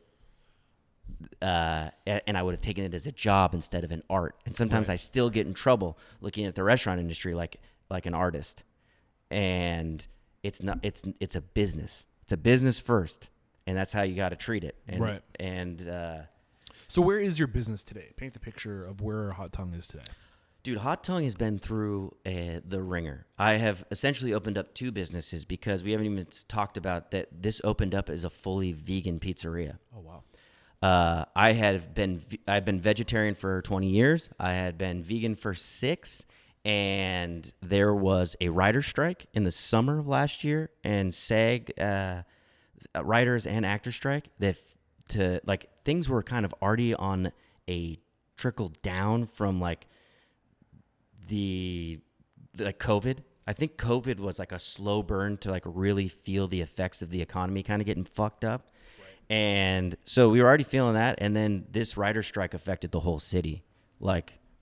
And then there was mass restaurant closings in Los Angeles. I heard that it was everywhere, that there was a lot of restaurant closings just in like nationwide. Well, I mean, there was an oversaturation. I think that's part of the conversation nobody ever talks about, is that we oversaturated the market going into the pandemic. Yes. Like retail was a dying thing. Yep. And business owner, or the people who own the properties, and they were just trying to like what works in these spaces, these retail spaces. Restaurants still work, so everyone was just like throwing money at people to open restaurants because it was a way for them to get rent. Yeah. So I mean, I think there's more to that story, but anyway, keep going. Yeah, the restaurant closings, the SAG and the writer strike really affected the community, because it's not just actors and writers, it's Uber drivers, it's catered lunch, it's everybody in the industry not working. And it's like the restaurant industry. It's not just the restaurants, it's the delivery companies, it's the branding companies, it's the construction, it's the real everything. There's so many ancillary businesses that are spun out of huge industries like the film industry and like the restaurant industry, which is a pretty important industry in Los Angeles. Yeah, for sure. And so we saw a downtick, and there was 2 payrolls that my wife had to help with payroll, and it got really scary, and I was like, dude, I think we got to like, there's no a change that's going to. So wait, you started talking about there was 2 businesses. So Hot Tongue, and did you have a separate vegan like? No, Hot Tongue was a vegan pizzeria. I opened up Hot Tongue as a vegan. So what's the second business? What do you mean? Purgatory? Did I say second business? I think maybe I misunderstood you. I was just saying. 2 payrolls, I think, is what you said. 2 payrolls went by. Okay. Oh, gotcha. In the summer of 2022. Gotcha. Or 23. 2023. That's what I heard. Yes. I apologize. Yeah. No problem. We were on vacation, and I was like, dude, we're not going to make payroll. And she was like, all right, transfer the money. And then it happened again. And I was like, listen, we can't fucking do this. Like and full transparency, in the first year I made $16,000 here. And 2022. Yeah. And then in 2023, I made 5. Wow. Okay. It's been wild. Right. Thank you for the vulnerability. Yeah. Where are you this year? This year, it's better. Like I think I've made like $16,000 this year. I've been able to pay myself somewhat of a salary. Right. Because of the changes I think we made. 16,000 this year, halfway through, so you're on par. Like and it takes. I think that's another thing. People don't realize how long it takes to drum up the business. Yeah, and a lot of times when you don't use investors and like they don't need their money back, or like you have a deal with them, like it's easier to take a full salary. But when you're buried in debt, like credit card bills have to be paid. You have to pay your loan payments. Like those things there's no leeway, baby. Right. Like that's where the gut of this money goes to every month. Right. But we added cheese in September. And it was an internet storm. If you have friends with vegans, or if you've ever messed with the vegan community, but it was really intense. There was quite the blowback, and we had like over 1,000 comments, and it was pretty bad stuff. I stayed out of the comments. I'd had social media stuff happen before at Purgatory, and I knew that like there is nothing in there. There's nothing in there for me. I made the decision. I knew it was best for the business, and it was a really hard decision for me to make personally. But you can still order the pizza without the cheese on it. It doesn't matter. It's about an ethics thing, and people said that I have no values. I have no morals. You're a fucking cow molester. You're a cow rapist. You like the really dark stuff. Like, I hope this place burns down. People were just like emoji bombs. Like it was just like my wife would be like, I don't want to know. I don't want to know. But it fucks with you. When I had emails, people had got my phone number. People were writing me like, how the fuck could you do this? Blah, blah, blah. And it's like, dude, this is kind of like where my resentment for the public, right? Kind of like, because it's like, dude, you don't know me. And this is an example of where marketing is the bane of human existence, right? Where it's like there's a double-edged sword. Like, you need to do it to get your brand out there, but what are the repercussions that are like that come with that? Yeah. The having to deal with the public having this platform to, like, you make a decision to survive. Yeah. And you get pulled through this, you know, whatever you want to call it. What's it called when you run through it, like, and people hit you? What's that called? Like the gauntlet. The gauntlet. Yeah. Like, yeah. And like, so you, like, there's so many negative side effects associated. You can't do one and not the other. Like, you need it all. Yeah. And it's just like, is it worth it? You know, like, is it worth, or can I just do a really good job and have really good relationships with my employees and the people that come in my four walls to make sure they come back and never deal with that shit? Well, that is where I sit today, where it's like, I will never give a fucking care to something somebody says on the internet. To me, it is a cesspool. A comment section is the worst place to be in. And I feel like if you're in a comment section and you're writing something negative, you need to put your phone down. You need to go on a walk, and you need to live in the real world, because we have enough negativity in this world. I'm not going to lie, man. I kind of assumed that you were of the other opinion, seeing how active you are in social media and how good your social media is, honestly speaking. I was like, this is going to be another person that's going to be all about self-promotion and marketing. No, I hate social media. I hate being on it. I hate my wife being like, what are you doing on your phone? I hate picking it up and being with my kid and like having to post, or like I enjoy making the content. I enjoy making the silly videos. Right. I enjoy photography. I enjoy music. I enjoy the art of doing it, but being a slave to my phone and to care and to get back to people, I hate it. Yeah. It's a chain. Right. It is literally a chain. And to give it any value other than a free marketing tool is a mistake. It's for marketing, and it is for connecting. Right. But I will stay out of the comment sections of anything. Right. I'm not there for it. I'm Right. there. That's not what it's there for me. I'm not there to have an argument or a conversation. You want to have that? Come talk to me inside the shop. And that's what most people did. The real ones came in, and we had a great conversation about these things. I started having more philosophical conversations myself. I had a great conversation about how there's death in all food. Something had to die. Unless it's salt, something had to die. Odds are, unless you're on like some chemical diet where you're eating protein, like food comes from life. Yes, and something dies to create food. Whether it's like, you know, they always talk about avocado farms and gophers or ground squirrels. Like, right, they're dying by the masses. Yes, you know? Dude. Oh my god, like monocrop farming is so bad for the environment. Yeah, it's like saying, hey, you should stop smoking those Marlboro Reds and start smoking Marlboro Lights. I mean, but that's kind of like what it is to be a human. It is like you contradict yourself all the time when you decide to have a moral or a value, because it's like humans are complicated. Yeah. Life is complicated. That's why there is no like one way. That's why there's 1,000 religions. That's why people are making them up all the time. That's why diets and food craze, because what's right for you is right for you. That's the reality you live in. That's the one you want to believe in. But you can't say this is right, but this is wrong, and then decide that's what it is for everyone. Right. It's interesting. I'm listening to a book while I'm out here, and I started listening to this podcast called The Unconscious. This is what the hell is it called? It's from the people who are behind the documentary, The Inconvenient or The Social Dilemma. Oh yeah. Yeah, they have their own podcast called like something like Unconscious or like The Unconscious something. Fuck, I'm destroying this.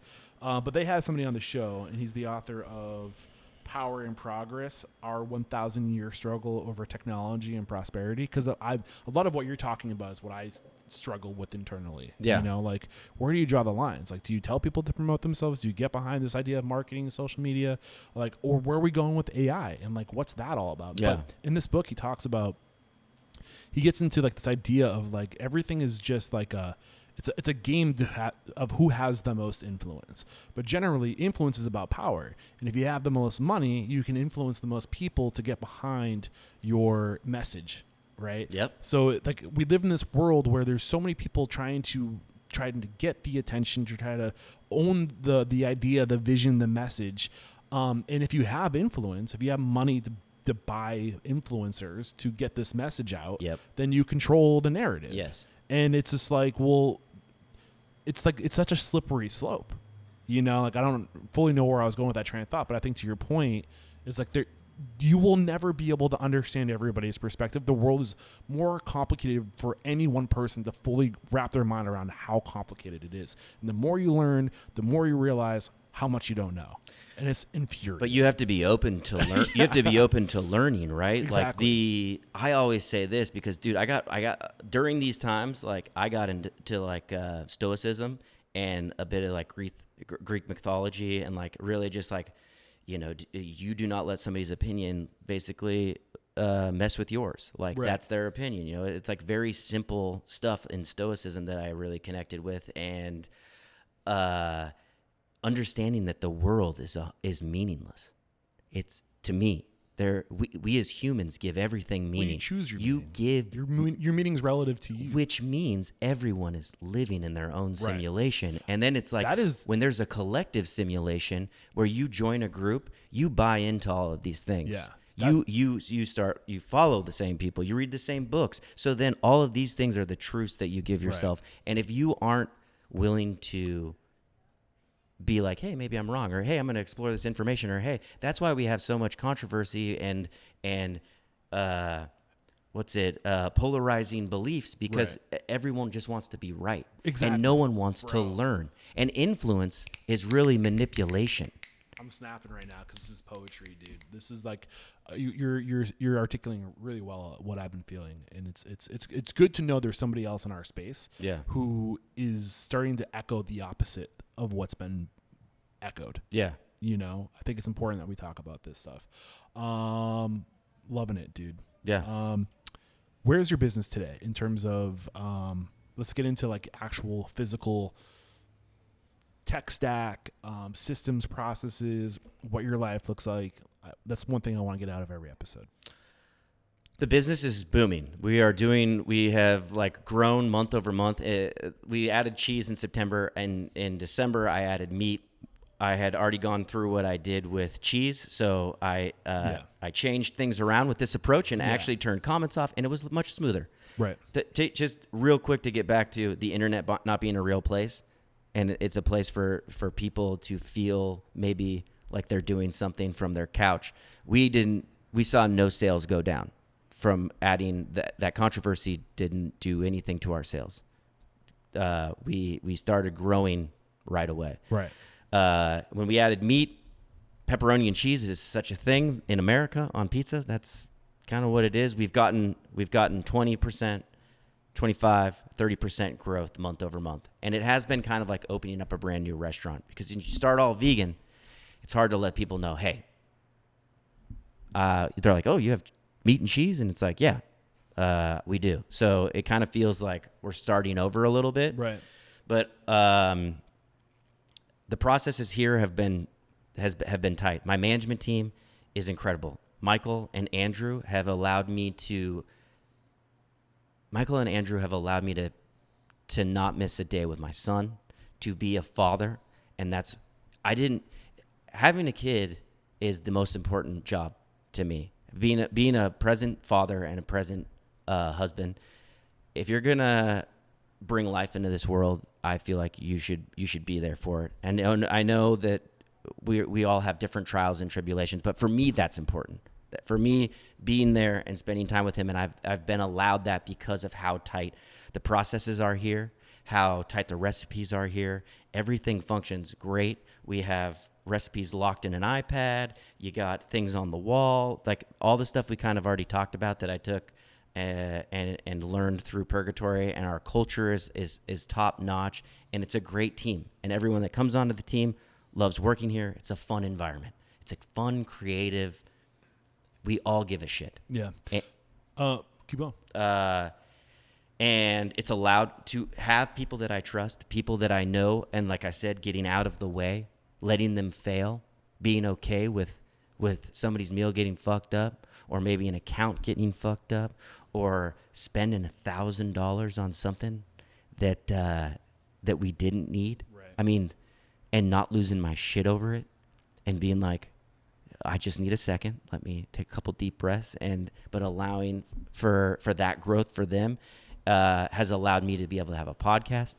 It's allowed me to do consulting and coaching work. It's allowed me to be at home and at 5 or pick my kid up at 4:30 and have the weekends off, and trust. I have trust for this place and trust in the people that are working here. And I know that the pizza is going to be just as good if I'm in here or if I'm not. Are you leveraging technology for your systems?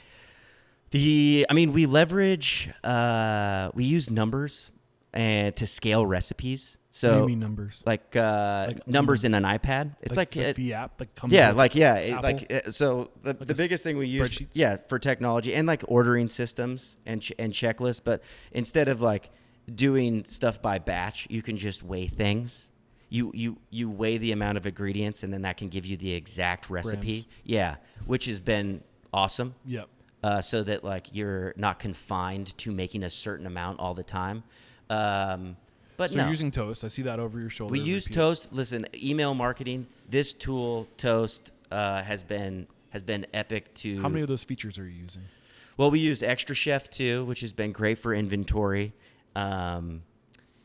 Email marketing to set up automated emails every 2 weeks, or like when somebody does a big order, to send them a thank you with 5% or 10% off your next order. And that's automated like a sequence? You can automate, we haven't seen you in 30 days, come back, here's a code for 25% off. Is that a integration with Toast? No, that's like through their email marketing plan. And then I also use email marketing through Wix as well, for promotion. And like those things always hit. Email marketing and text marketing, that works. We're using Ovation, which is incredible. Ovation. Shout out to Zach Oates, Dude, Ovation. Ovation has been great, and we signed up with them 2 months ago. I'd been using another POS, Hunger Rush. If you ever use Hunger Rush, I'm sorry, I would never use it ever again. Wait, so you started with Hunger Rush? We started with Hunger Rush. I'm in August. I will have paid I had to pay $20,000 to get out of the contract.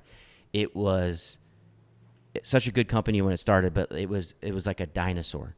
It just was. It did not have all the features that we needed. But Ovation kind of took the place that we were using, that kind of the same kind of survey situation through Hunger Rush, and I got to say, like, Ovation has helped drive great reviews. Yeah, so what is Ovation? Ovation basically sends a survey 30 minutes after pickup or a delivery through your Toast system or whatever system it integrates with, or they can use a QR code, and you basically just rate QR code in the house, like in store. In-house QR code or on your receipt. Yeah. On the receipt.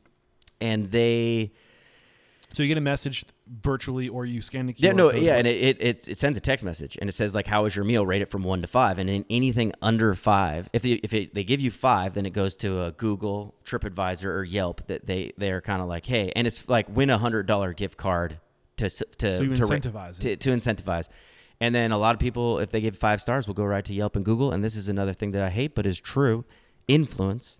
It's about those reviews. People use it, and it's people love to be told where to go, right? And so it is important. And then anything under 5 stars, whether it's 4, 3, 2, or 1, it gives you a little blurb that they can write why they're not giving you 5 stars, and so you get direct feedback right away. And you know what I love about Ovation is that they have an AI.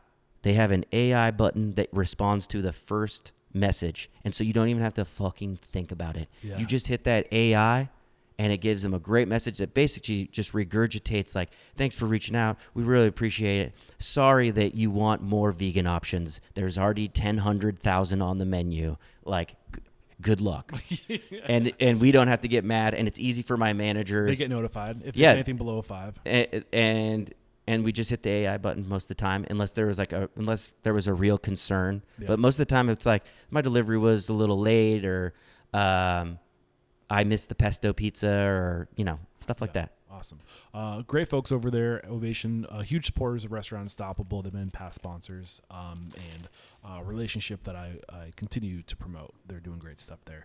Any other tech that isn't as No, you know what? I thought about getting a dough roller, and like a dough roller would really cut down on like those automation systems, a dough roller and a dough press to cut all your dough so you're not weighing and then rolling dough would be awesome. But labor. But I'm like people, my buddy wants to get a conveyor oven. He wants to get a pizza press. He wants to get all those things so everything's automated. I'm who knows? If we talk in a year, I might be on that train too. Yeah. But right now, like I feel like this is a craft that I've learned through many years, and I want to be able to teach that with my hands. I want to be putting dough on a wood paddle. I want to feel the toppings. I want to hear the wood hitting the stone coming off the paddle, and there's a romance to that whole experience, and then being able to teach somebody how to take raw dough and turn it into bread. Right. I mean, at the end of the day, the consumer is going to decide, right? And I think that there's going to be a very diverse market, because there's going to be consumers that want to know that was a handmade pizza, that the love was going into it. There's other people that are going to be paying for convenience, and like they want the cheapest pizza, and that's not going anywhere either. And I think that you're going to see you're going to see those robotic concepts. And pizza's leading the way with like automation. Yeah. Like if there's going to be a concept that's completely automated first, it's going to be pizza. Yeah, well, you bring up a good point, was like what the consumer wants or what the consumer thinks. And I think where I get in trouble, and maybe, who knows how long my career will be, because sometimes like I don't give a fuck. But I think we can influence the consumer. And I think that's what we have to. If we just exist to give the consumer what the consumer wants, we're in for a scary ride. Yeah. Which is why I think we got to stop telling the consumer they're always right, because they're ignorant. They're dumb. They don't know. So we have to start giving them perspective and influencing them. Like, you dumbass. Yeah. Like, snap out of it. Like, you're vegan to this day? No. So you gave I broke my. I wasn't sure if you stopped the whole vegan restaurant thing, or no. I hadn't. After a lot of the conversations that we had, and like, I felt like it was my ego had to get killed, and it was like almost kind of like when you change a big belief like that, a part of you dies, and. Yeah, and I think that it's a false reality too, because to your point, everything dies, right? Everything has to die. And well, that's the only thing guaranteed is that like everything ends. But there's also a lot of farms and farmers out there who are doing really honest, good work, treating animals really well, giving them the best fucking life possible. Yeah. They have one bad day. Yeah. And it's the day they die. Yeah. And it's not even that bad. There's people who do it humanely. And guess what? They need your support. Yeah. And guess what? It's not going to be cheap. But guess what? You shouldn't eat meat every day, probably. Yeah. It should there's a balance that we can find as a society, but there are people doing regenerative farming that are taking care of all the animals, all the crops, and we need more of that in the world. Yeah. And guess what? It's going to take meat eaters to make that happen. Yeah, but it comes back to, I think you already said this, like everybody wants shit for cheap, and like that's why shit is so fucked up. Like the food is fucked up because not a lot of people really even think about what's on their plate. Like a restaurant like this, you talk about consumers, and I think I would get in trouble if I thought too much about what consumers want. And sometimes it fucks with me because I'm like, why am I buying all organic flour? Why am I doing a 3-day ferment process? Why am I buying the most expensive ingredients at the highest cost with the highest labor and doing all these things? And it's because I want to. It's because I want to sleep good at night. It's because I want to put that out. But a lot of the consumers, their favorite pizza in Los Angeles is maybe out of a bleached and bromated bag. No, not Domino's, but I know what ingredients a pizzeria is using. You don't need to use high ingredients to make great pizza. Right. And I would almost argue that most people want that. That's what they grew up eating, and that's what they want, that those flavors. I put 10% whole wheat in our dough, and you can taste it. And it might be a little too wheaty for somebody, but if it's about digestion and making good food and good practices, and then that's what I want to put out. I think there is hope, because I think that is the consumer trend. I think it hasn't taken full grasp over all consumers, but there is absolutely undeniably a trend where people are seeing food as medicine, or like when you start realizing that you put like heirloom ingredients into things that haven't been fucked with the industrial food system and organic food, and we start to realize that if I start putting this stuff into my body, I start to feel better. Like I have a less chance of getting cancer. Yeah. I have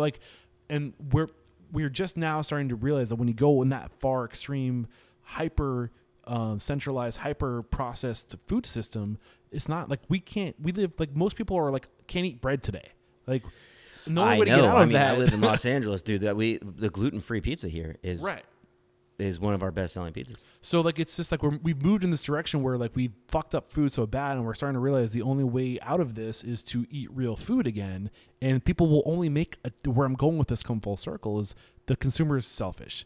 And they're only going to spend the money when they realize that there's something in it for them beyond a meal. Yeah. But like their health, their wellness. Yeah. So I think we're moving in that direction. Yeah. It's just hard to explain to somebody that like this pizza is healthier than, like, you don't even want to use that word, but better ingredients and better for the universe, better for the planet. You're right. Food is medicine. There is no more intimate thing than sitting down and putting something in your body. And it's such a thing that you go through emotions, and sometimes you forget to look around and just watch a tree in the wind and think, wow, that's how fucking incredible is that? But you don't take those moments of clarity and look down and be like, man, I'm going to put this inside of my body, and it's going to give me nutrients, and it's going to give me fuel. Everything is just kind of like, I'm hungry, I'm going to eat. Where it's like, I don't know. Yeah, eat for convenience. Yes. Yeah. I mean, and everything is convenience. That's what's being sold to us these days. Right. For sure, man. This has been a lot of fun. Can you believe we've already been over an hour? It goes by so fast. This only been an hour? Sorry, 2 hours. Oh. It's already been 2 hours. My bad. Anything we have not discussed that you were hoping would come out of today's conversation? Now's the time to get it out. Oh, well, I like to go into these with no expectations. No, I would just say that I was stoked to have this conversation, man. I've been a big fan of your podcast and what you're doing for the restaurant community. And yeah, I mean, I have learned a lot from listening to your guests, and I've been inspired. Thanks, man. And hey, man, knowing if I had any inspiration over you starting your podcast and giving you motivation to do your own thing, in my mind, I am living my mission to inspire, empower, and transform the industry. More people need to start sharing information. Yes.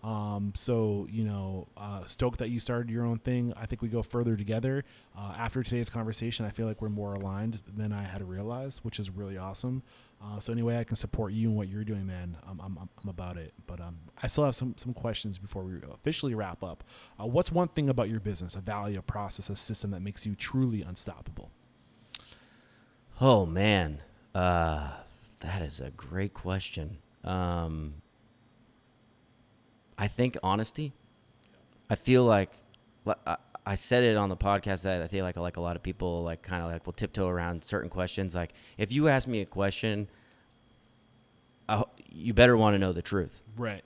Like, if you ask me how my day's going, I'm going to tell you that it was actually really shitty. Like, my alarm didn't go off. Like, my wife kind of got mad at me. I was supposed to do this, blah, blah, blah. But like, we're going to get after it. Yeah. You know? I love that. The mission statement is to change the world by inspiring, empowering, and transforming the industry. How have you personally transformed? How are you a better man today than you were when you got started? I think because I know when to get out of the way.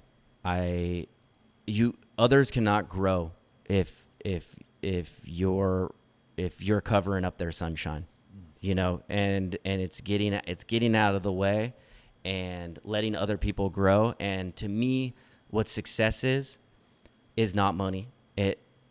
Money's nice because the root of the root of existence is in that to pay rent and whatnot. But it's getting a text message from somebody that worked for me 5 years ago and just saying, hey man, I want to tell you that like I'm so inspired from what you're doing and what like the time that we spent together. I just started my own business, and everything you taught me back then, like I have used to this day. To me, that is success. To me, people remember not like what you did and what you said, but how they make you feel. 100%. Right? Thank you, Maya Angelou. Yeah, and and I love that quote, and because it's true.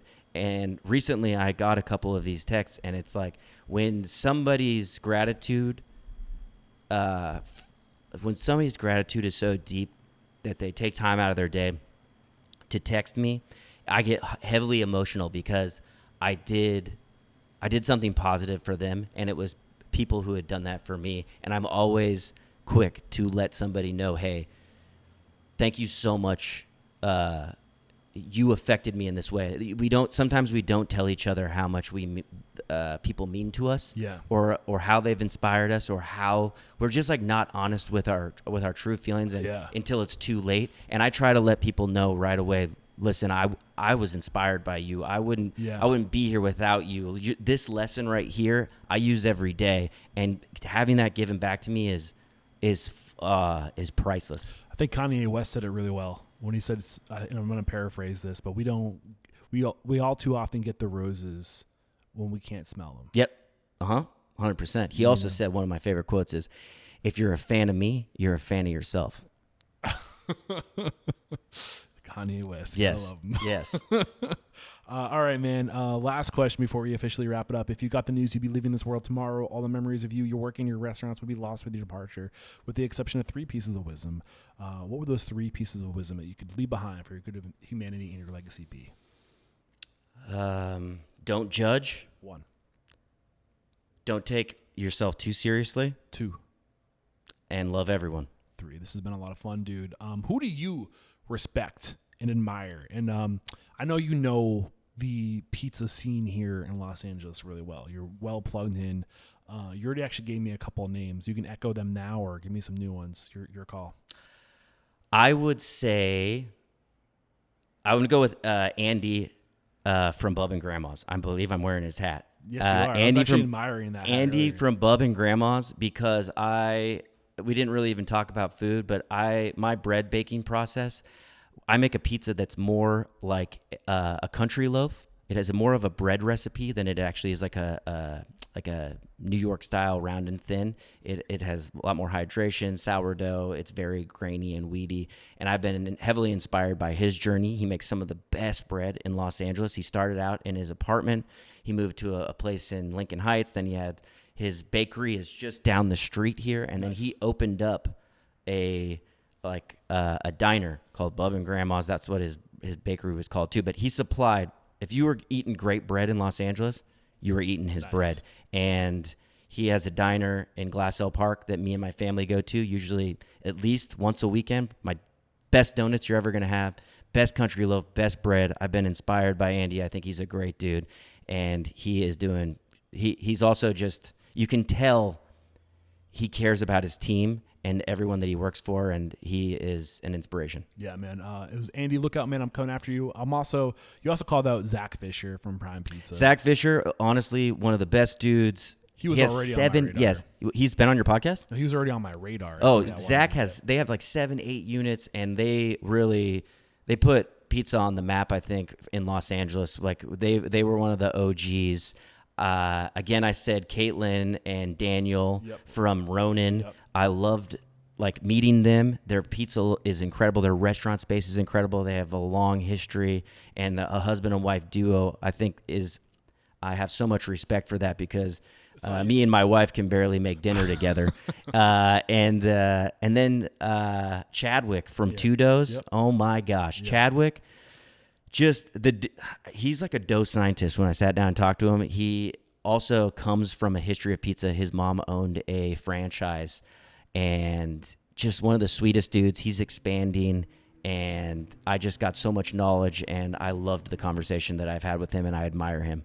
So Zach Chad and Caitlin and Daniel and Andy, look out. I'm coming after you. One guys. more. One more. And Joy, the owner of Joy, Vivian, I don't know her, but Joy and Pine and Crane, those two restaurants, the same owner, some of the best food I've ever had in Los Angeles. I ate Joy last night, and they have this like egg pancake thing that just is so simple. But when aren't you happy you're eating non-vegan food? We didn't even get into that, but I couldn't tell you. I've cried eating barbacoa for the first time. I've had so many meals where I've cried because I love food more than anything. Going out and experiencing somebody's space and coming into it and looking down at a plate and taking in that food has been, it's been, I can't even tell you. I've had mind-blowing experiences, and it's been a lot, and I've had that experience at Joy. So Joy, this egg pancake thing, so simple, so delicious. Everything I've had there, the bun, the Dan noodles. Yeah, man. Love it. This has been a lot of fun. How can we connect with you, dude? If we've really enjoyed today's conversation, if we want to hire you as a coach, if we want to check out your podcast, for coaching, consulting, and like a lot of free recipes, especially like in the vegan realm, I worked very hard on that for years, making the best pizza that I possibly your could. YouTube channel too. I mean, yeah, we didn't even get into that. You could the YouTube, but there's connected to alexkoons.com, ALEXKOONS.com. You can sign up for coaching and consulting. There's a little form, or you can just get all the free information. I have a newsletter where I'm very honest, I'm very real every week. Basically, just it's like an open journal. Yeah, and hopefully there's some nuggets in there for people. Obviously, the Pie to Pie DMs, you can slide in there. Me and Matt will get back to you. And then Hot Tongue Pizza, at Hot Tongue Pizza on Instagram, or alex@hottonguepizza.com is my email. Hit me up. If there's one thing I do love, it's the people that work in this industry. Employee, team member, that's it for me, man. Owner. I will talk to you all day. I will give you everything you want. I'm a bad coach and consultant because on a discovery call that's supposed to be 30 minutes, I'm on it for an hour and a half, giving you everything you wanted to pay for, because I don't want anyone to ever feel alone, to feel like there's no hope. People are out there. This industry is hard, and I will talk to anybody anytime. Yeah, man. Hit me up. Awesome stuff. This episode 1100. We'll have all that in the show notes. This has been a lot of fun, man. Thank you so much. This is where I say there is no questioning. You are unstoppable. Cheers. Cheers. Thank you.